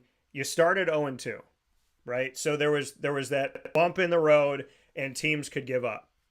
Then you win 3 in a row. Then you lose 3. So we start off the season with 5 losses, 3 wins, a 3-5 record at the time that you and I were sitting down and talking about, where does a team go from here? Bring me into how this team navigated through 2 losses to start the season, which can make a team kind of fold. And then after getting the 3 wins and going, oh, okay, now we know what it feels like. We're back to a winning record now. We're 3-2, then to lose 3. Both of those moments can cripple teams that don't have that collectiveness, that don't have that belief in each other. So bring me into the locker room, bring me into practice and film study, and how this team navigated through that adversity. Yeah, you're right. We had a ton of adversity, and the roller coaster ride was absolutely insane. I've never been part of anything like that as a coach or a player. Just some games we come, we're like, wow, we could beat anybody. And other times we come, like, man, we got a long way to go. And the inconsistencies of that was very tricky to navigate. The thing that we really hammered home was, it was after it was one of our, I think it was our Vestal game or Marcellus game when we started off the year. I don't know. It might not even have been that game. It was about 3 games, 4 games in that, we took just the senior group that we've had for the past 4 years aside after a film session, and we just said, guys, like, well, what's going on here? Like, we got to figure it out. It's like, there's something we're not giving you. There's something we're not doing. Is it something that you guys need from us? Like, what can we do? And a lot of guys stepped up, and there was some hard conversations that guys were having with each other, and it was like a respectful, like mature adult conversation that players were having amongst themselves, Yeah. and we were just there listening. And the biggest thing that came out of it was they were playing so tight and they had so many expectations on themselves of knowing that they have the talent to win and to go far into the state tournament that they were struggling handling that self-imposed pressure. Once they ended up having some conversations, getting some of the things off their chest with each other, and just, to be able to play a little bit more free and loose, that's when we started to see, some of those runs, they were getting together there, or we're winning 3 or 4 games, and then, we might have a road bump again, but, being able to work through that was huge. And, we started out the season of not really having solid senior leadership. Yeah. And it's always hard when you start a year, you go through, like every season I've seen it where, those underclassmen are relying on those seniors that they were playing with. And all of a sudden those seniors are gone. And now they're the seniors that following year, and them trying to find their way and their voice and how they lead. And is it not an easy thing? So that was these guys this year trying to figure that out. And we went from a team that didn't really have a ton of leaderships in our first, I would say the first month of our season into a completely self-led team. And there would be timeouts that we would take during, our playoff run, like our early, like semifinals, last couple of games of the season, where we would call timeouts and want to talk to the team as coaches. And the seniors took over. We didn't even say anything. Like we brought them in and they just started talking. Like, this is what we got to do. This is where we got to be. This is what's got to happen. And they would put their hands in like, all right, let's go. And that was it. And we would look as coaches, look at each other like, oh, we didn't even have to say anything, so once they started taking ownership in that way, we knew that things were starting to come together. So when the guys become self-led and they know what they can do and they know what has to happen, them to finally get that confidence and start to take over like that, I think that was the biggest part of our season that really turned us in the direction where we were. Because we honestly, we talked about it for years. Like, when these guys are junior seniors, we got a chance to win this thing.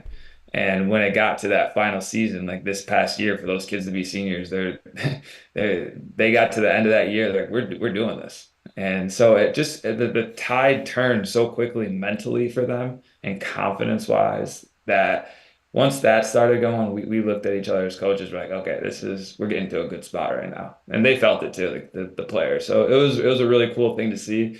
And just to have them just, watch that unfold over the course of the season. What for you, when you say, you and your staff knew years ago when these guys get to seniors, there's an opportunity for us to win this whole thing.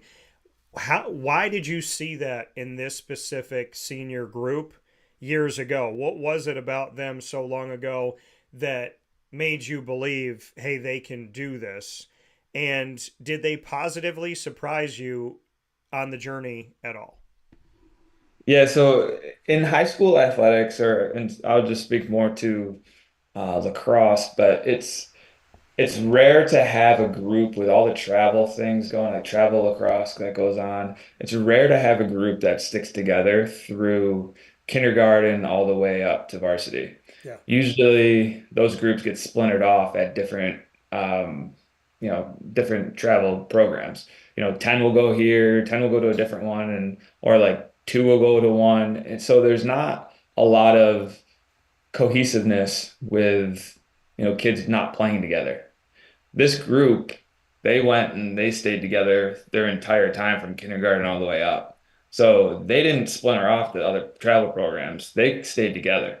So when you're playing with a group that you end up graduating with for 13, 14 years, all summer long at a high level, and it through, the youth program and then through modified JV, and you're together with them. I mean, you're building something pretty special.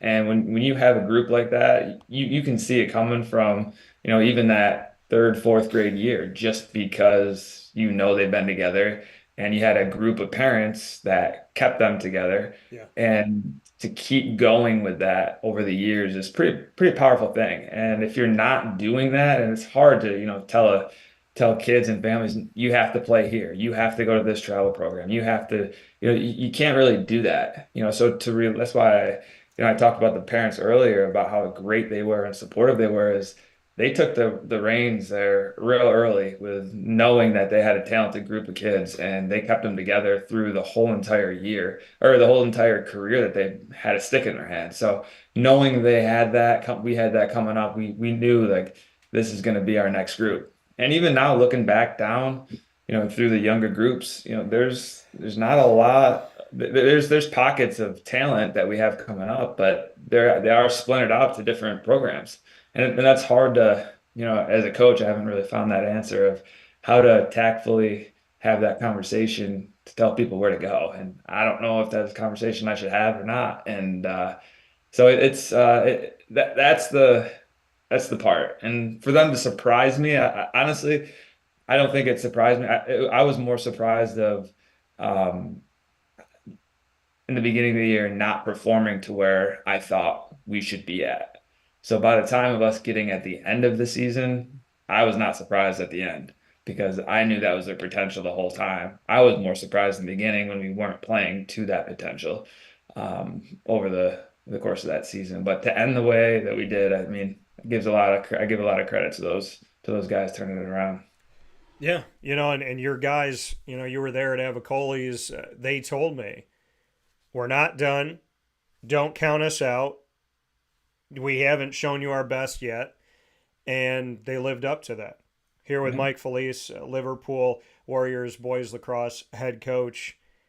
Mike, CNS, you play them on the road early in the season. You beat them 13-10. You see them at home at Liverpool later on in the season.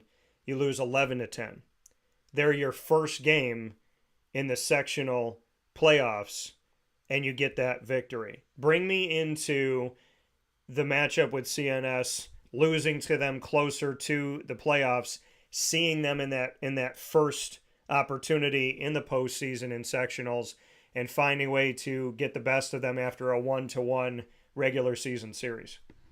Yeah, anytime Liverpool plays CNS, it's always a battle, regardless of what program has who playing. You could be a team that's favored and still not win. You could be the underdog, you could definitely win. And it's just that rival feeling.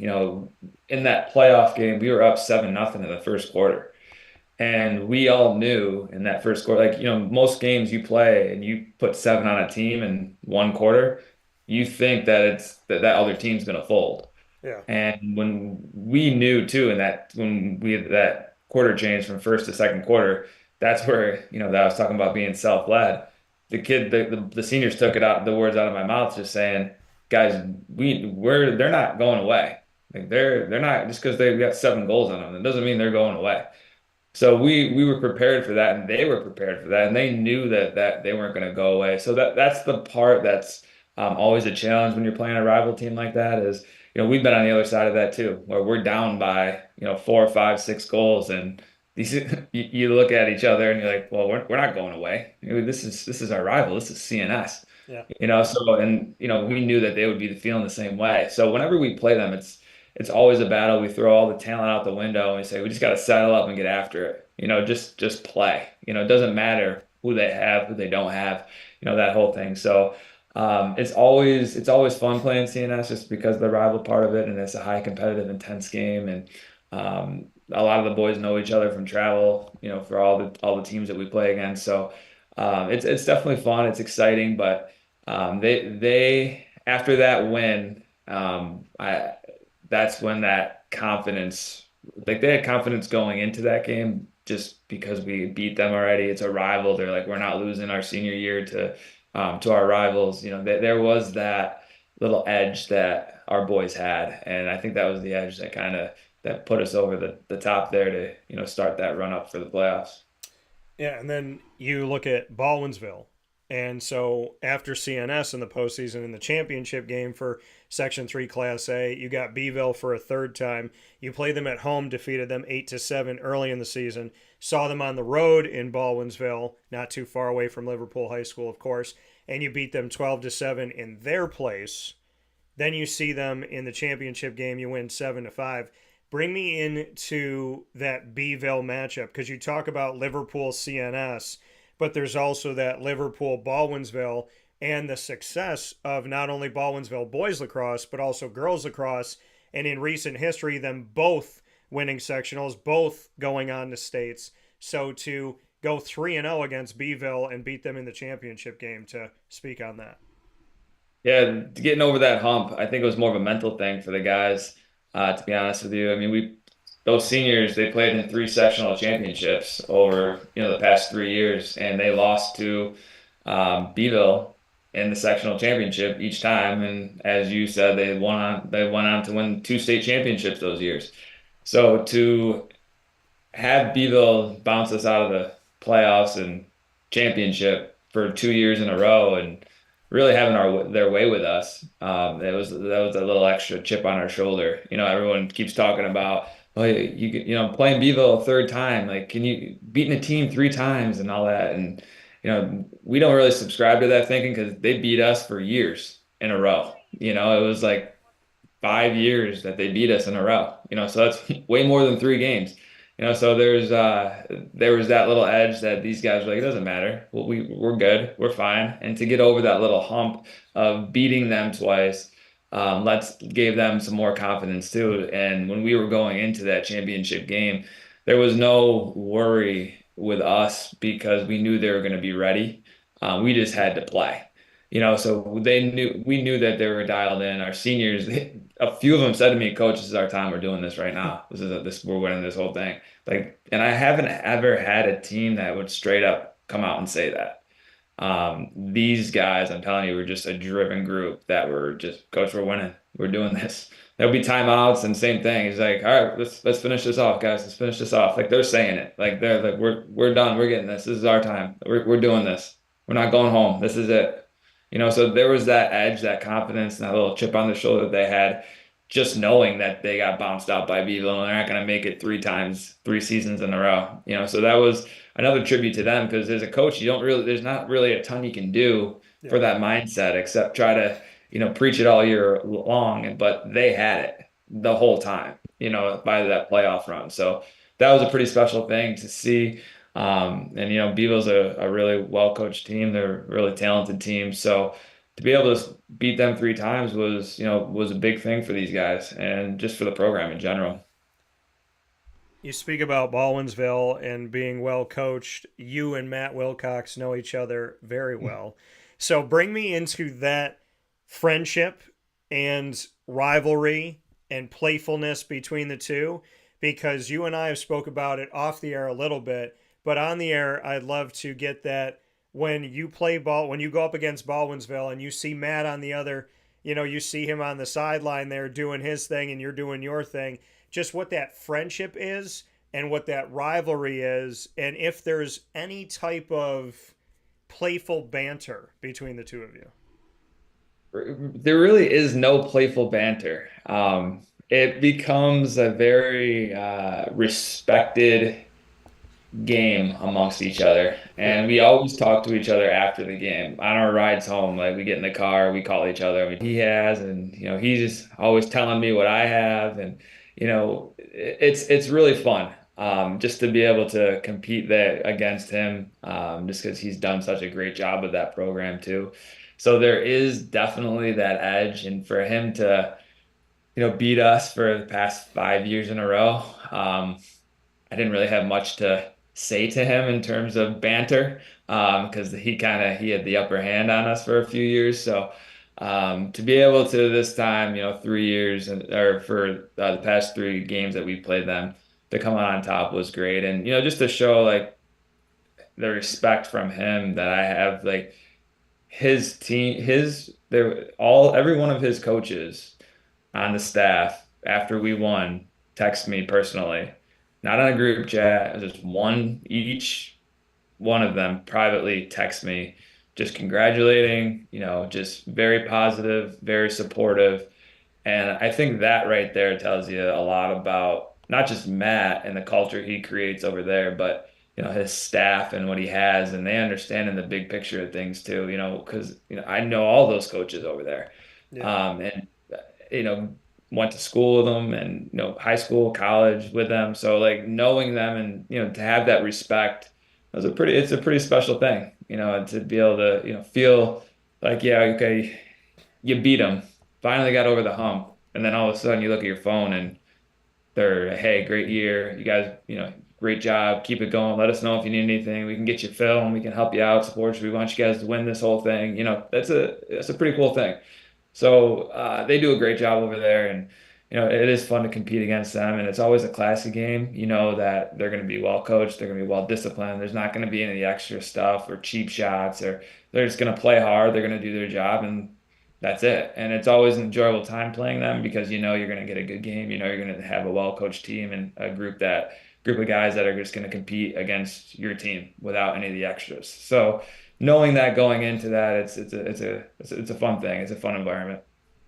Coming from Mike Felice here, the Liverpool Warriors boys lacrosse head coach here on Wake Up Call with Dan Tortora inside of the Heritage Hill Studios. So we go into the state playoffs, Corning Painted Post. You get that victory 9-5 regionally, moving forward to face McQuaid, and in that game losing 10-5. You and I have not spoken on air since the McQuaid game, so bring me into how this season ended and how you reflect on a season and the positives that you take from a group of individuals that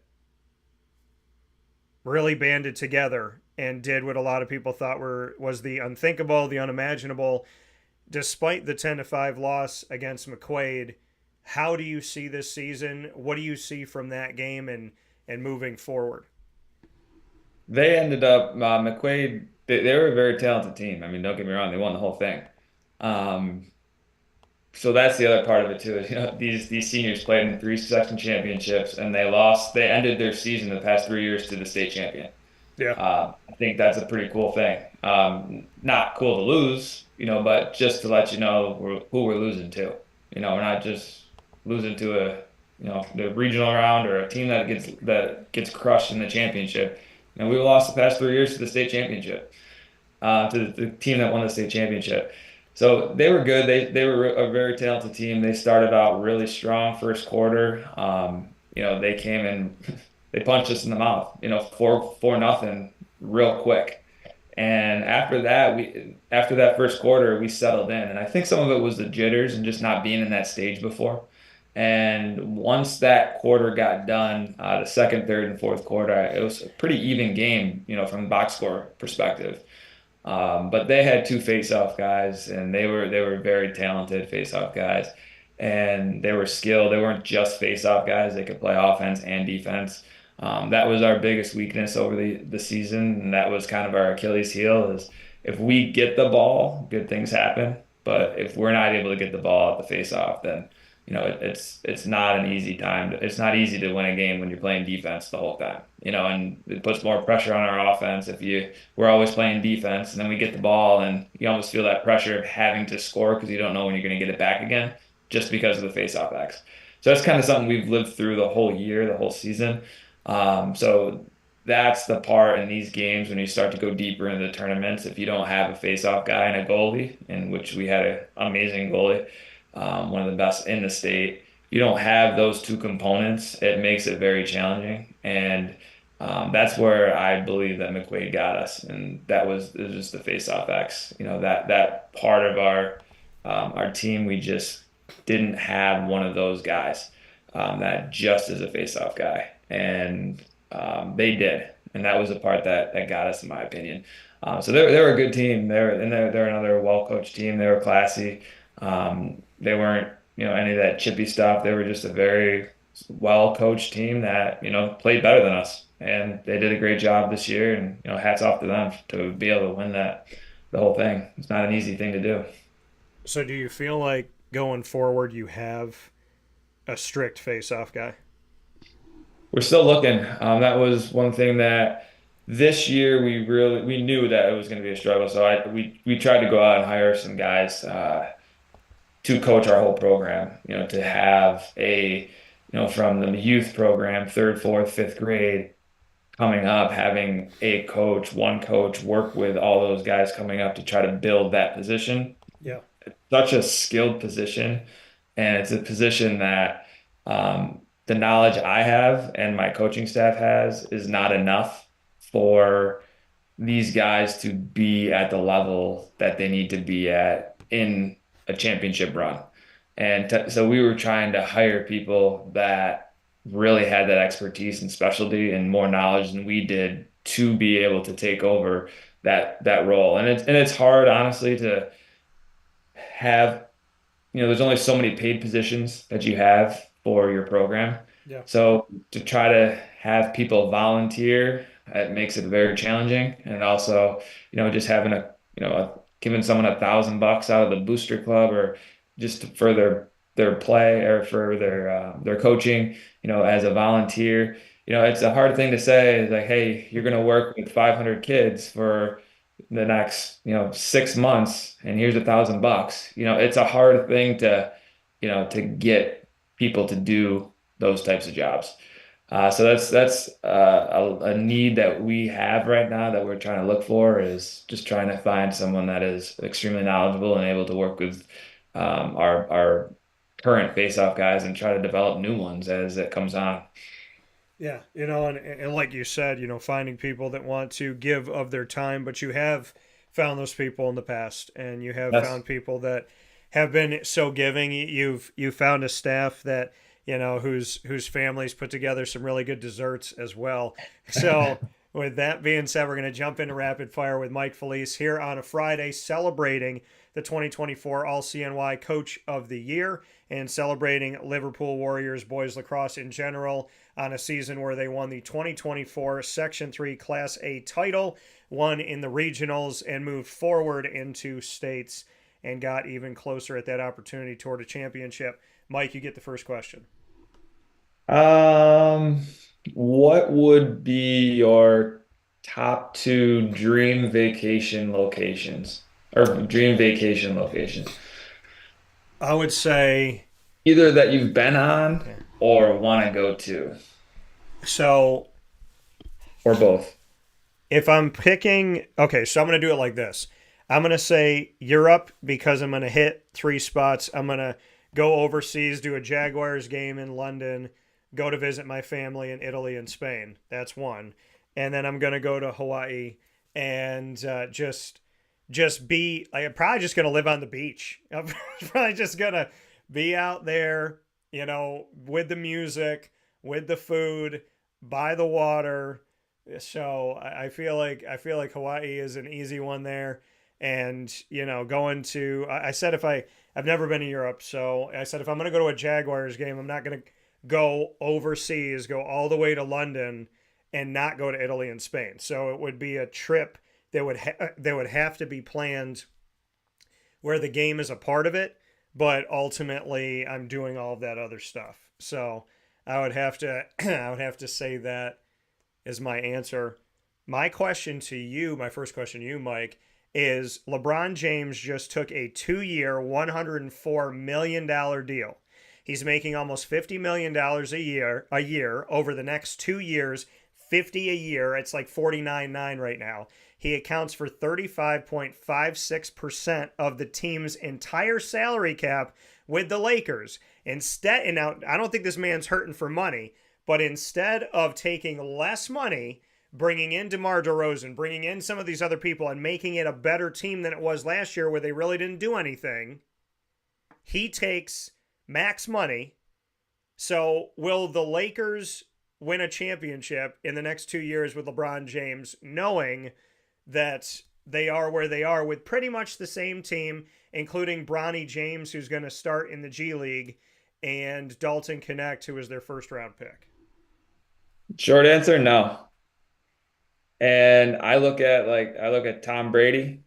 He took less money for his whole career so that he would just a sacrifice to get those top guys around him to support him. And, you can, his history does, we know what he did with that group. So, I think there is that balance of, you got the money, but do you have the people to do what you want to do with them? And I don't know if Lakers do, honestly. But who am I? I don't know. I just look at it as, get the support staff, get the support group around you, and to build that championship dynasty, like Tom Brady and the Patriots did. Yeah, and I gave that exact example. It makes absolutely no sense, but it's selfish over selfless. What's your second question for me? If you could have anybody on your media team, anybody in the world, Yeah. who would it be and why? That's a good question. If I have anybody on my media team, so working for me on staff, I would. I mean, I got some great people that do some stuff and work behind the scenes with me that I trust and I appreciate. I'd probably hire Bob Holliday. Bob has been on the show a bunch. He's down in North Carolina. He does a tremendous job. He works his absolute tail off. He will crawl to a game. He's been doing it for many decades. So if I could hire someone that I feel like is genuine, somebody that works hard, somebody that truly loves it all of these years in, that I feel like has morals and values and a sense of what's right, I would hire Bob Holliday. Who got you into this is I know I'm kind of jumping the gun here, but my third question, sorry. No, you're good. Who got you into sports media broadcast? Like, was there a specific person or an event or something that was like, this is something that I love and I want to be part of? Honestly, it was one of my dreams, but I can say that I call him the mentor that didn't know he was my mentor. He knows now, but Stuart Scott, God bless him in heaven, I've always been the person that is original. And I know that because I'm not really looking at other people's stuff or listening to it. I'm just doing my own thing. And so when people say this world isn't original, it lacks people being innovative, it lacks uniqueness, I was like, I don't live in that world. Like I don't look to somebody else and go, oh, let me copy that. And they say imitation is the highest form of flattery. And after being imitated as many times as I have, I was like, yeah, but it's also like really disrespectful to imitate somebody and not give them credit for the fact that like you're doing their work trying to look exactly like them and you're never going to do it the same way. So I would say, being me and getting over that hump of like, don't be afraid to say something that people might think. Because when you do things that are unique and you do things that are different, people are going to laugh. They might laugh out of the fact that they're jealous. They might laugh because they don't have the trust in themselves to do it. They don't have the confidence to do it. And I think when Stuart Scott was, cooler than the other side of the pillow and saying all these things, I'm sure there were people going, that's corny, that's stupid. Why would you say that? Like, and not because they thought he shouldn't, but because they knew if he did and he was right, that they were too afraid to do it. And I think that watching Stuart Scott just be himself and be original and be innovative, I'm reminded of that to this day at 38 years old, that being innovative and being different and being unique and being original doesn't mean you're doing something wrong. And the snickers will always come because people are like, crap, I wish I thought of that. Darn it, I wish I had that faith in myself. Oh, I wish I had that courage. So I feel like if I had to give credit to anybody, I'd give it to Stuart Scott, because I would sit there laying in bed going, you know what? If he can do it, I can do it. And I would just smile and go, if he's not afraid, why should I be afraid? I love that. So I would say that, and appreciate you up in heaven. High five up there to Stu. But my final two questions for you, Mike. My first one is, who inspired you to be a lacrosse coach? I didn't really have a specific person.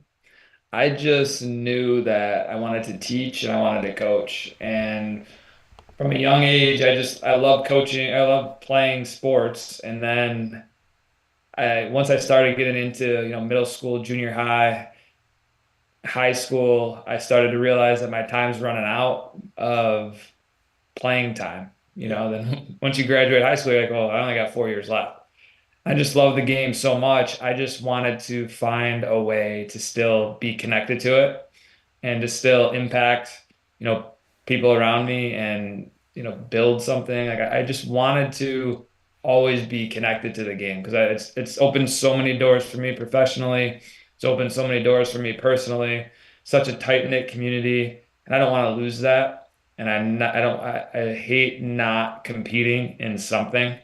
So having the competitive part of me being able to, I guess itch the scratch or scratch the itch, whatever you want to call scratch the itch there. And that's what it does for me. And so to keep me involved with that, with the game and just being able to continue that passion, to be able is something that really hit me hard my senior year, going into my college years of just I only have 4 years left. And I want to keep this going because I love being part of it.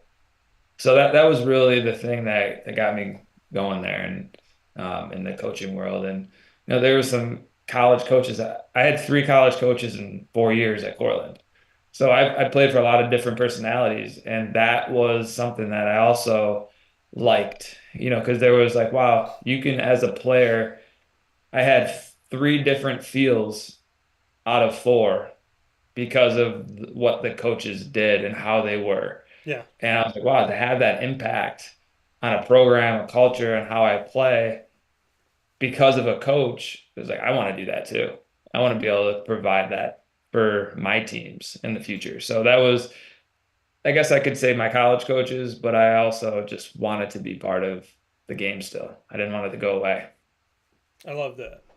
I love that. I appreciate that. So to you, it's never left you, Right. Which is awesome. My last question for you, Mike. If you were running this year for president, please do it. And but if you, I think everyone has agreed. I don't know what people were doing for the last, I don't know how many years, but like collectively, everyone is sitting here today for the most part. Most of us are sitting here this morning going, how did we get here? How is this it? And so, but now that we're here, now that it's happened, if you were running for, and I tell people all the time, and I'm not kidding, that I may run someday, but let's say you're running for president and I'm going to be your vice. So you and I are running together here in 2024. What is our tagline, like our slogan here in 2024? And what is the first thing that you would task me to do as your vice president? Man, that our tagline. Yeah. Whew.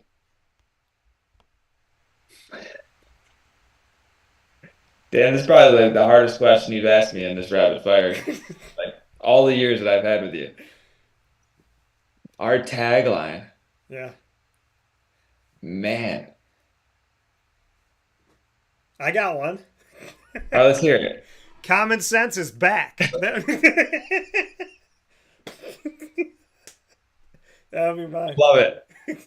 I love it. Common sense is back. So, okay, so if I gave us the tagline, I want you to give me my first task as VP, and I want you to tell me the first thing that you would say when we win.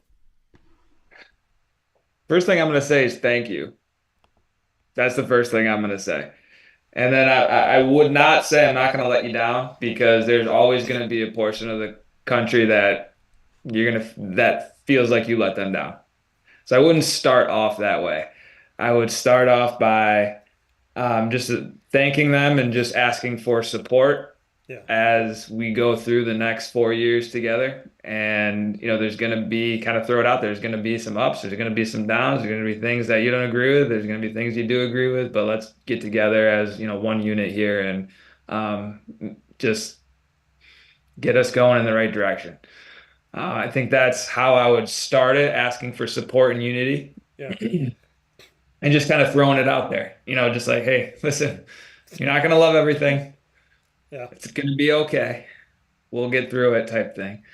And my first task for you, I would say, how can we get the inflation under control and the groceries not so darn expensive for people? I mean, it's crazy. I go to Wegmans and I I would get like a one brown bag and it's like $60. I was like looking, I'm like, did they ring something up twice or three times? Like, what's going on here? Like, Yeah. that would be my biggest like task of trying to get things under wraps there. I mean, it affects everything.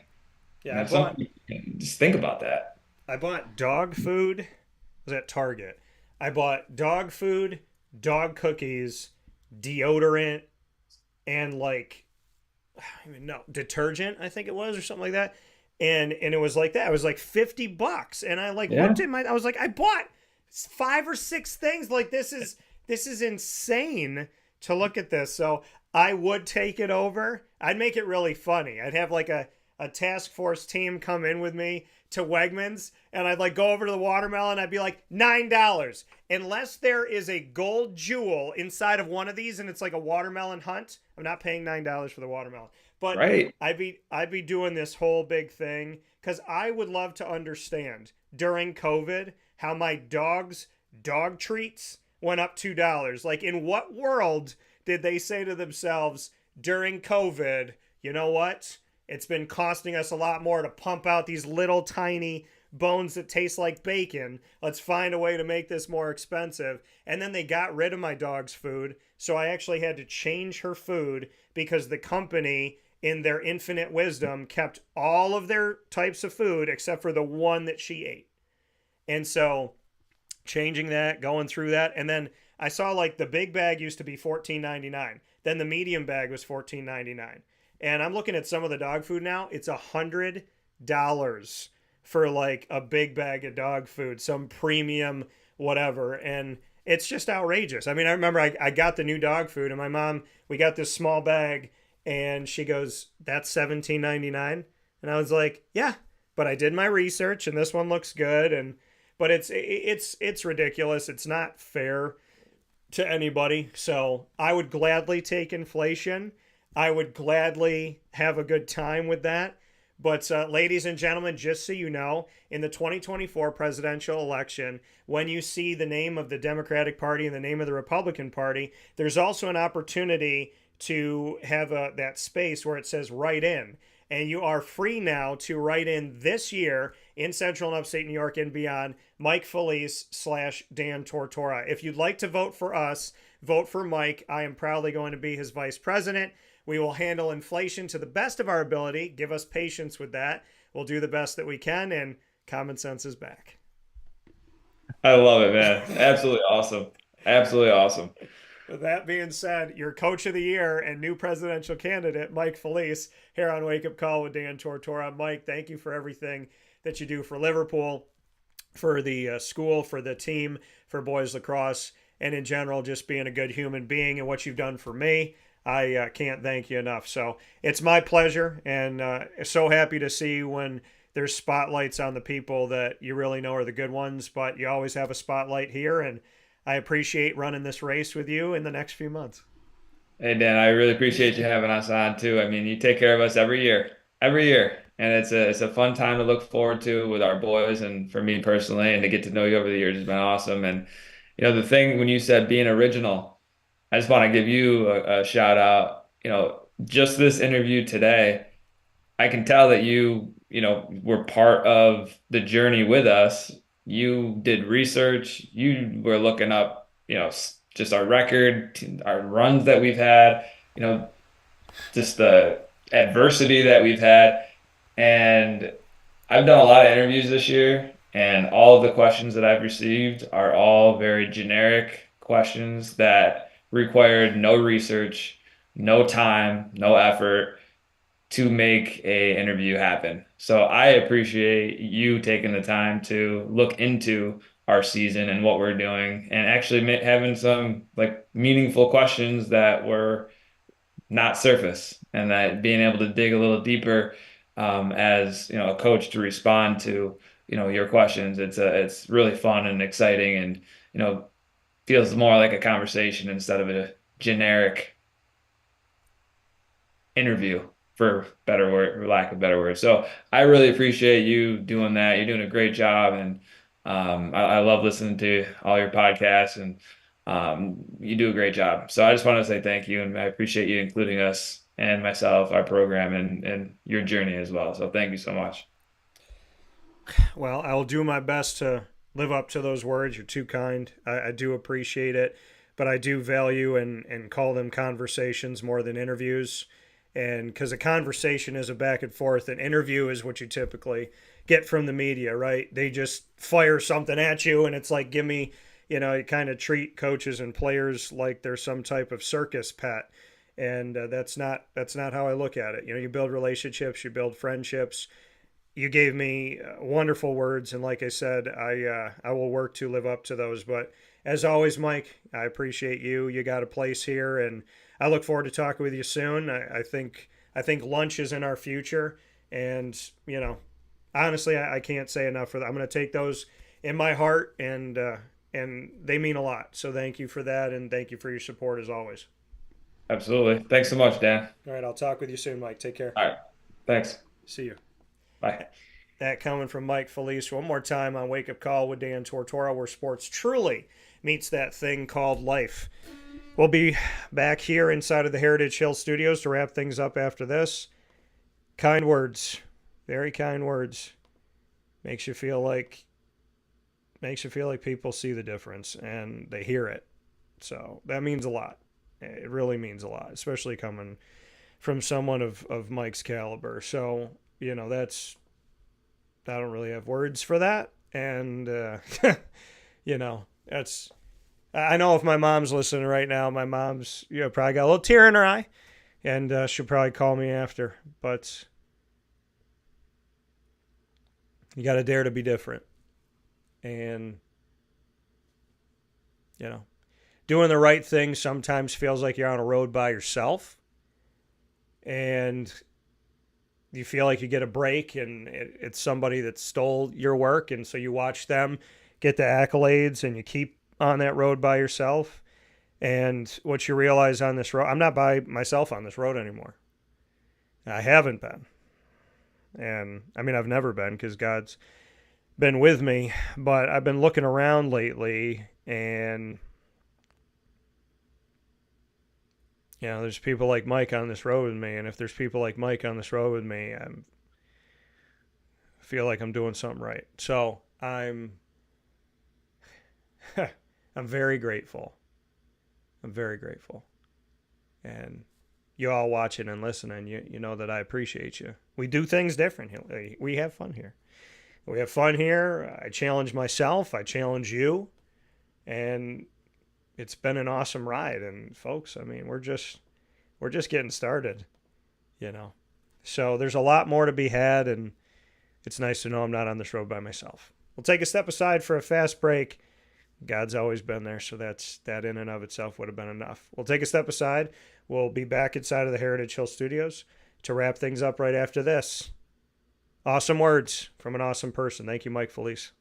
Here's a message from Renee from Bryan's Landing, located on 6523 East Seneca Turnpike in Jamesville, New York. Open Tuesdays and Wednesdays for dinner, Thursday through Saturday for lunch and dinner, and Sundays for brunch. It's a lot like the way that my mom and dad ran their restaurant. We have put in place a lot of people that are family to us, very similar to how my dad hired people that were family to him. And then the tradition I'm carrying on is a lot of the items that are on our menu are my dad's. And he taught our chefs how to recreate his dishes. So I think that Tommy McNerney, who our executive chef is, to him it is an art.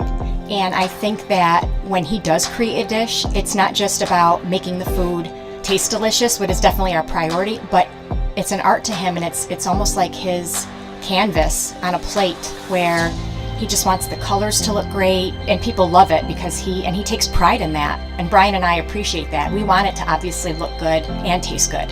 I will tell you, when we opened up, it was 6 weeks before COVID. And what was amazing was the community, our friends and family stepped up, and everybody did takeout. Everybody supported us. Our hearts were just so filled. So to Brian and I, obviously our friends come all the time, and we just have repeat customers in Jamesville, and I think people going to our previous restaurant in Green Lakes are making the trip to come to Brian's Landing to support us. And I mean, I think we have great food and a great atmosphere. So it's very, very important to us. Head to Brian's Landing, located on 6523 East Seneca Turnpike in Jamesville, New York, where memories have become recipes that are now meals to share with you. Tuesdays and Wednesdays for dinner, Thursday through Saturday for lunch and dinner, and on Sundays for brunch. And be sure to come out for live music Friday, Saturday, and Sunday.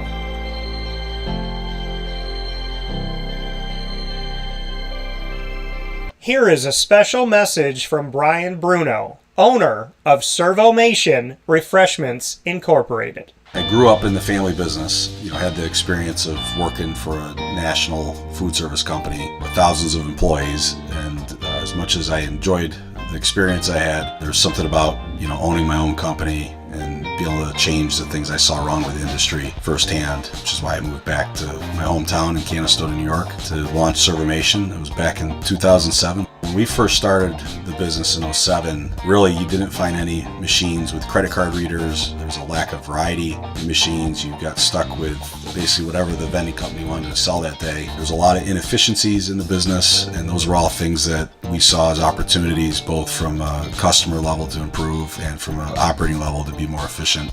We've really been at the forefront of introducing retail technology into our space.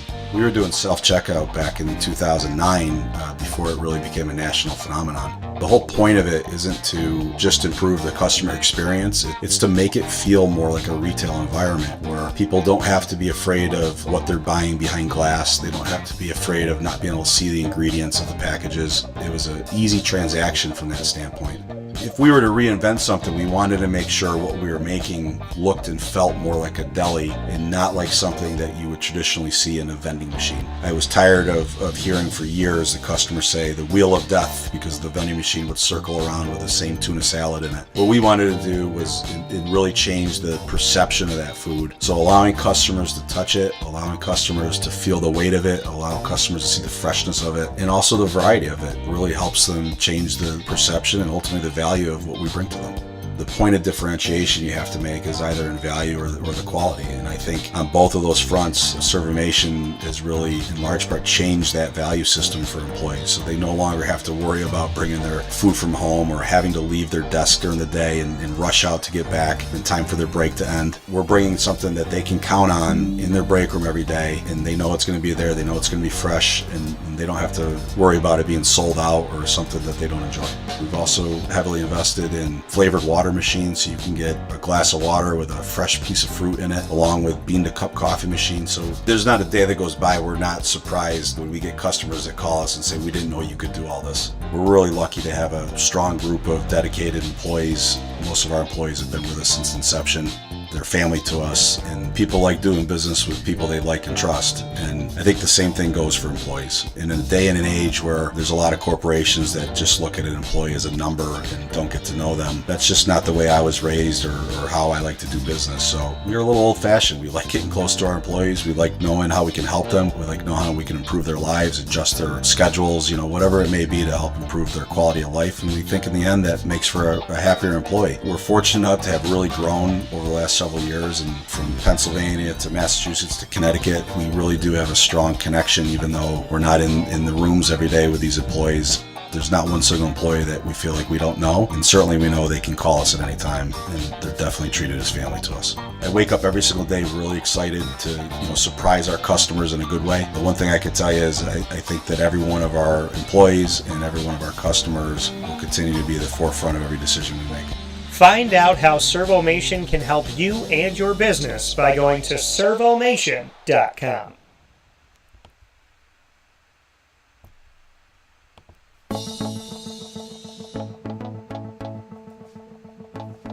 Avicoli's, located on the corner of Route 57 and Wetzel Road in Liverpool, New York, has been your trusted neighbor for decades. Located just steps from Liverpool High School, we're happy to have the Liverpool Warriors on-site, on-location broadcast at Avicoli's through Wake Up Call with Dan Tortora every single month, featuring student athletes, coaches, and administration throughout the year from Liverpool High School. Head out to Avicoli's today on the corner of Route 57 and Wetzel Road in Liverpool, New York, open Tuesday through Sunday for lunch, dinner, and drinks. We'd love to see you out there, and of course you can call them at 315-622-5100 for takeout, delivery, and catering. That's 315-622-5100, and also find them on myavicolis.com. That's myavicollis.com.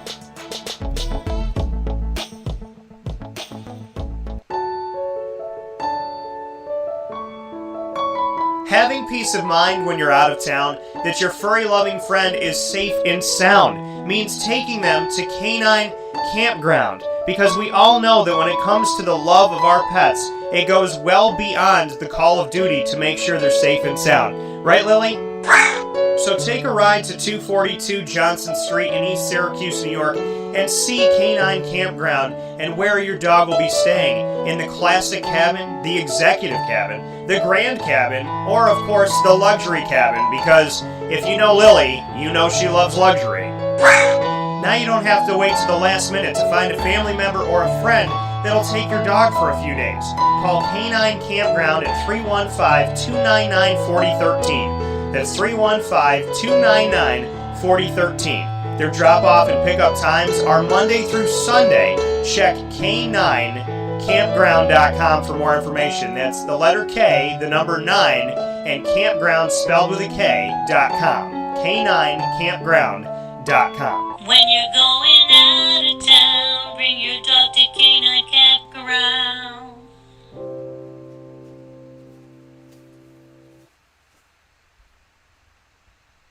Carvel DeWitt, it's what happy tastes like. Do you know why? Because we make ice cream. Creamy, rich, flavorful ice cream. Not yogurt or iced milk like some of our competitors. Ice cream. Fresh, by hand, daily. For the calorie conscious, we have something new for you. Our new Carvelite. Same great flavor, creaminess, and texture of our regular ice cream with only 35 calories an ounce. So whether you want an ice cream cake, flying saucer, dasher, carvelange, hard or soft ice cream, we will satisfy your craving with our fresh, handmade regular or new Carvelite ice cream. Carvel DeWitt. It's what happy tastes like.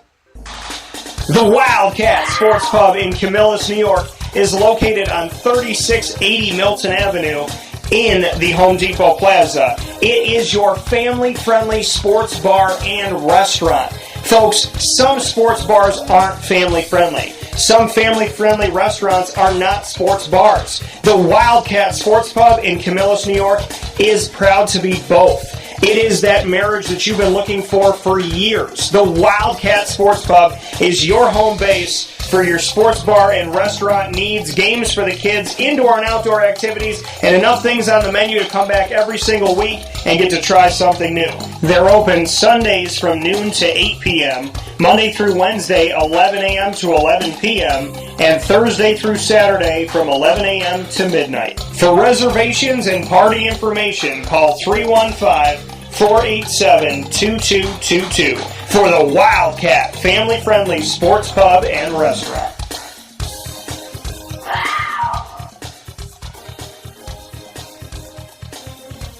GG Cards and Breaks. Like, comment, subscribe. GG Cards and Breaks, coming to you on 639 Delmar Place in Syracuse, New York, is open for you Tuesday through Saturday from 10 a.m. to 6 p.m. and on Sundays from 10 to 5. Make sure you make that note. They're going to be closed on Mondays starting July 8th, this coming Monday, through September 2nd. They will be closed for 9 straight Mondays through the summer, and they will be open normal hours Tuesday through Saturday, 10 a.m. to 6 p.m., and on Sundays from 10 to 5. So just make sure you make that note starting this Monday for GG Cards and Breaks. The place to go for all your sports card and hobby card needs. They have Magic the Gathering as well as Disney Lorcana, Pokemon, hockey, baseball, basketball, football, all sport, AEW, UFC, packs, boxes, singles, gradeds, So many awesome things. They have collections come in all the time. They have PSA stuff come back that's graded. Put those in the cases. You never know what you're going to find. You come in on a Monday you come in there on a Tuesday after being there on a Saturday just a couple days ago or a Sunday, and you will find amazing things that could literally have come in an hour after you left. So you never know what you're going to find at GG Cards and Breaks. Everything you need for your collection to protect it as well. They have their binders and the pages. They have the sleeves as well as all different size top loaders and one-touch cases. They have boxes to put your cards in as well. They have different things that you can utilize to display your cards. So make sure you go to GG Cards and Breaks. Everything to become a collector and to continue in your collection is at GG Cards and Breaks on 639 Delmar Place in Syracuse, New York. Open Tuesday through Saturday from 10 a.m. to 6 p.m. and on Sundays from 10 a.m. to 5 p.m. With that being said, here on Wake Up Call with Dan Tortora, where sports truly meets that thing called life, I want to thank you for being a part of the show today. We always have fun here on Wake Up Call with Dan Tortora. I can't thank you enough for being a part of the broadcast every Monday through Friday from 9 a.m. to 11 a.m. Eastern Time on YouTube.com and Facebook.com, both /Wake Up Call DT, and on wakeupcalldt.podbean.com. So however you're tuning into the show, thank you so much for watching and listening to Wake Up Call with Dan Tortora up and down the East Coast, the Midwest, the West Coast, and all around the world. Wake Up Call with Dan Tortora can be found as well on all of our channels that provide for you the opportunity to listen back to our archive of many years. You can find us on Amazon Music, Audible, iHeartRadio, iTunes, and Apple Podcasts, Player FM, Podbean, Podchaser.com, Podvine, as well as Spotify, TuneIn, and YouTube. All you have to do is search Wake Up Call with Dan Tortora, or one word, Wake Up Call DT. So make sure you check us out. And when you're on any of these wonderful outlets, all you have to do is make sure to click follow or subscribe. They are free to connect with, so make sure you do that today. Big time thanks to our incredible team in Central and Upstate New York, our partners at Heritage Hill Brewhouse, Heritage Hill North, Carvel DeWitt, the Wildcat Sports Pub, Avicoli's, Canine Camp Dog Daycare, Chick-fil-A Cicero and Chick-fil-A Clay, Canine Kampground Dog Boarding, Mother's Cupboard, GG Cards and Breaks, Brian's Landing, Ma and Pa's, the snack capital of the world on 201 7th North Street in Liverpool, New York, Great Lakes Honda City, Pizza Man, Servomation Refreshments, and of course we are the exclusive multimedia marketing partner of your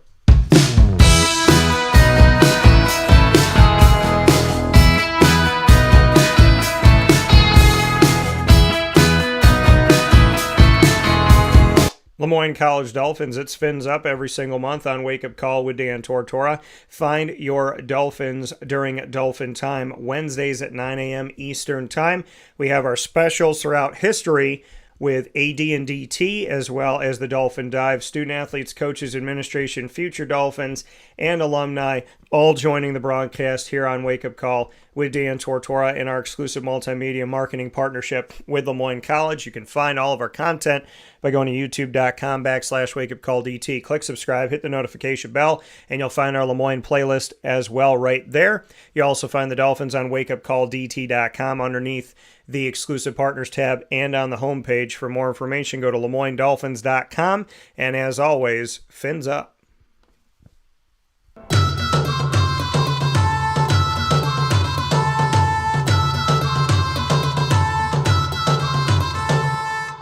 The Bryan and Stratton College Bobcats of Syracuse are exclusive multimedia marketing partners with Wake Up Call with Dan Tortora. Find your Bobcats every single month, and giving us the opportunity to speak with student athletes, coaches, and administration with the Bryan and Stratton College Bobcats men's and women's soccer team, as well as men's and women's basketball, baseball, and esports. You'll find your Bobcats with us by going to youtube.com/wakeupcalldt. Click subscribe, hit the notification bell, and find our BSC Syracuse playlist. You'll also find the Bobcats on wakeupcalldt.com's homepage and underneath the exclusive partners tab. For more information, go to syracuse.bscbobcats.com and find both of their campuses offices on James Street in Syracuse, as well as right off of Route 57 in Liverpool, across from Avicoli's. The Bobcats do it different, and find out more about them at syracuse.bscbobcats.com. Go Bobcats.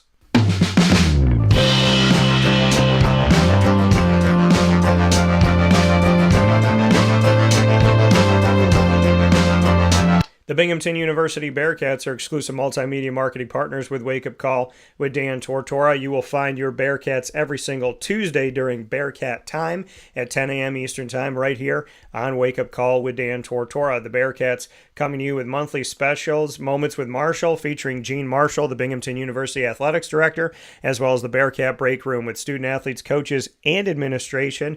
You'll find all of our content by going to youtube.com/wakeupcalldt. Click subscribe, hit the notification bell. You'll also find the Binghamton playlist there on our YouTube channel. Find the Bearcats on wakeupcalldt.com underneath the exclusive partners tab and on the homepage. For more information, go to bubearcats.com and go Bearcats. With that being said, I want to thank Carvel DeWitt for the annoying moment of the week, Chick-fil-A Cicero and Chick-fil-A Clay for lead. Make sure you check out our segments as well on our YouTube channel of The Light Between Us, featuring team members of Chick-fil-A Cicero and Chick-fil-A Clay telling their stories, connecting with their journeys, their positivity, their faith, and more. We all need a little more positive in our lives, and that's exactly what The Light Between Us is, has been, and will always be. And we have more coming up with you for that very soon with our newest team member joining us from Chick-fil-A Cicero.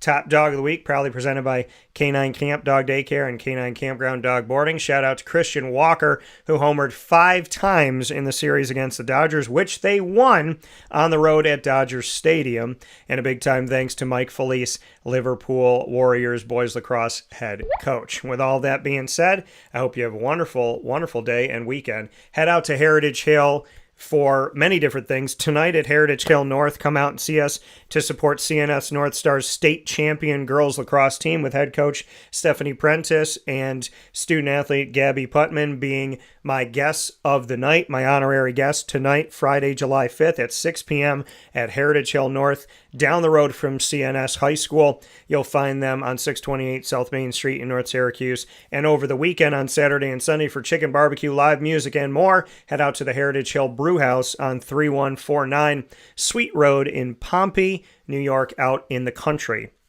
in the beautiful landscape of central and upstate New York. Facebook at Wake Up Call DT, X at Call DT, Instagram at wakeupcall_DT. I'll talk with you all soon. I will see you tonight, God willing. Please come out and support the community. CNS appreciates it. Heritage Hill North appreciates it. And you know that I do as well. God bless to you all. Big time thanks. Ma and Pa's, the snack capital. Go see them on 201 7th North Street in Liverpool, New York. Thank you to the wonderful people and kind words from Mike Felice and everyone. I hope you have a wonderful weekend. Have a beautiful, beautiful continuation of celebrating our nation's Independence Day. Treat people the way that you would want to be treated. Be kind, be compassionate, be loving and caring, and be good to yourselves and each other. Facebook at Wake Up Call DT, Instagram at Call DT, Instagram at Wake Up Call _DT, X at Call DT. One more time. God bless. No stress. Do your best. Have a wonderful, wonderful day.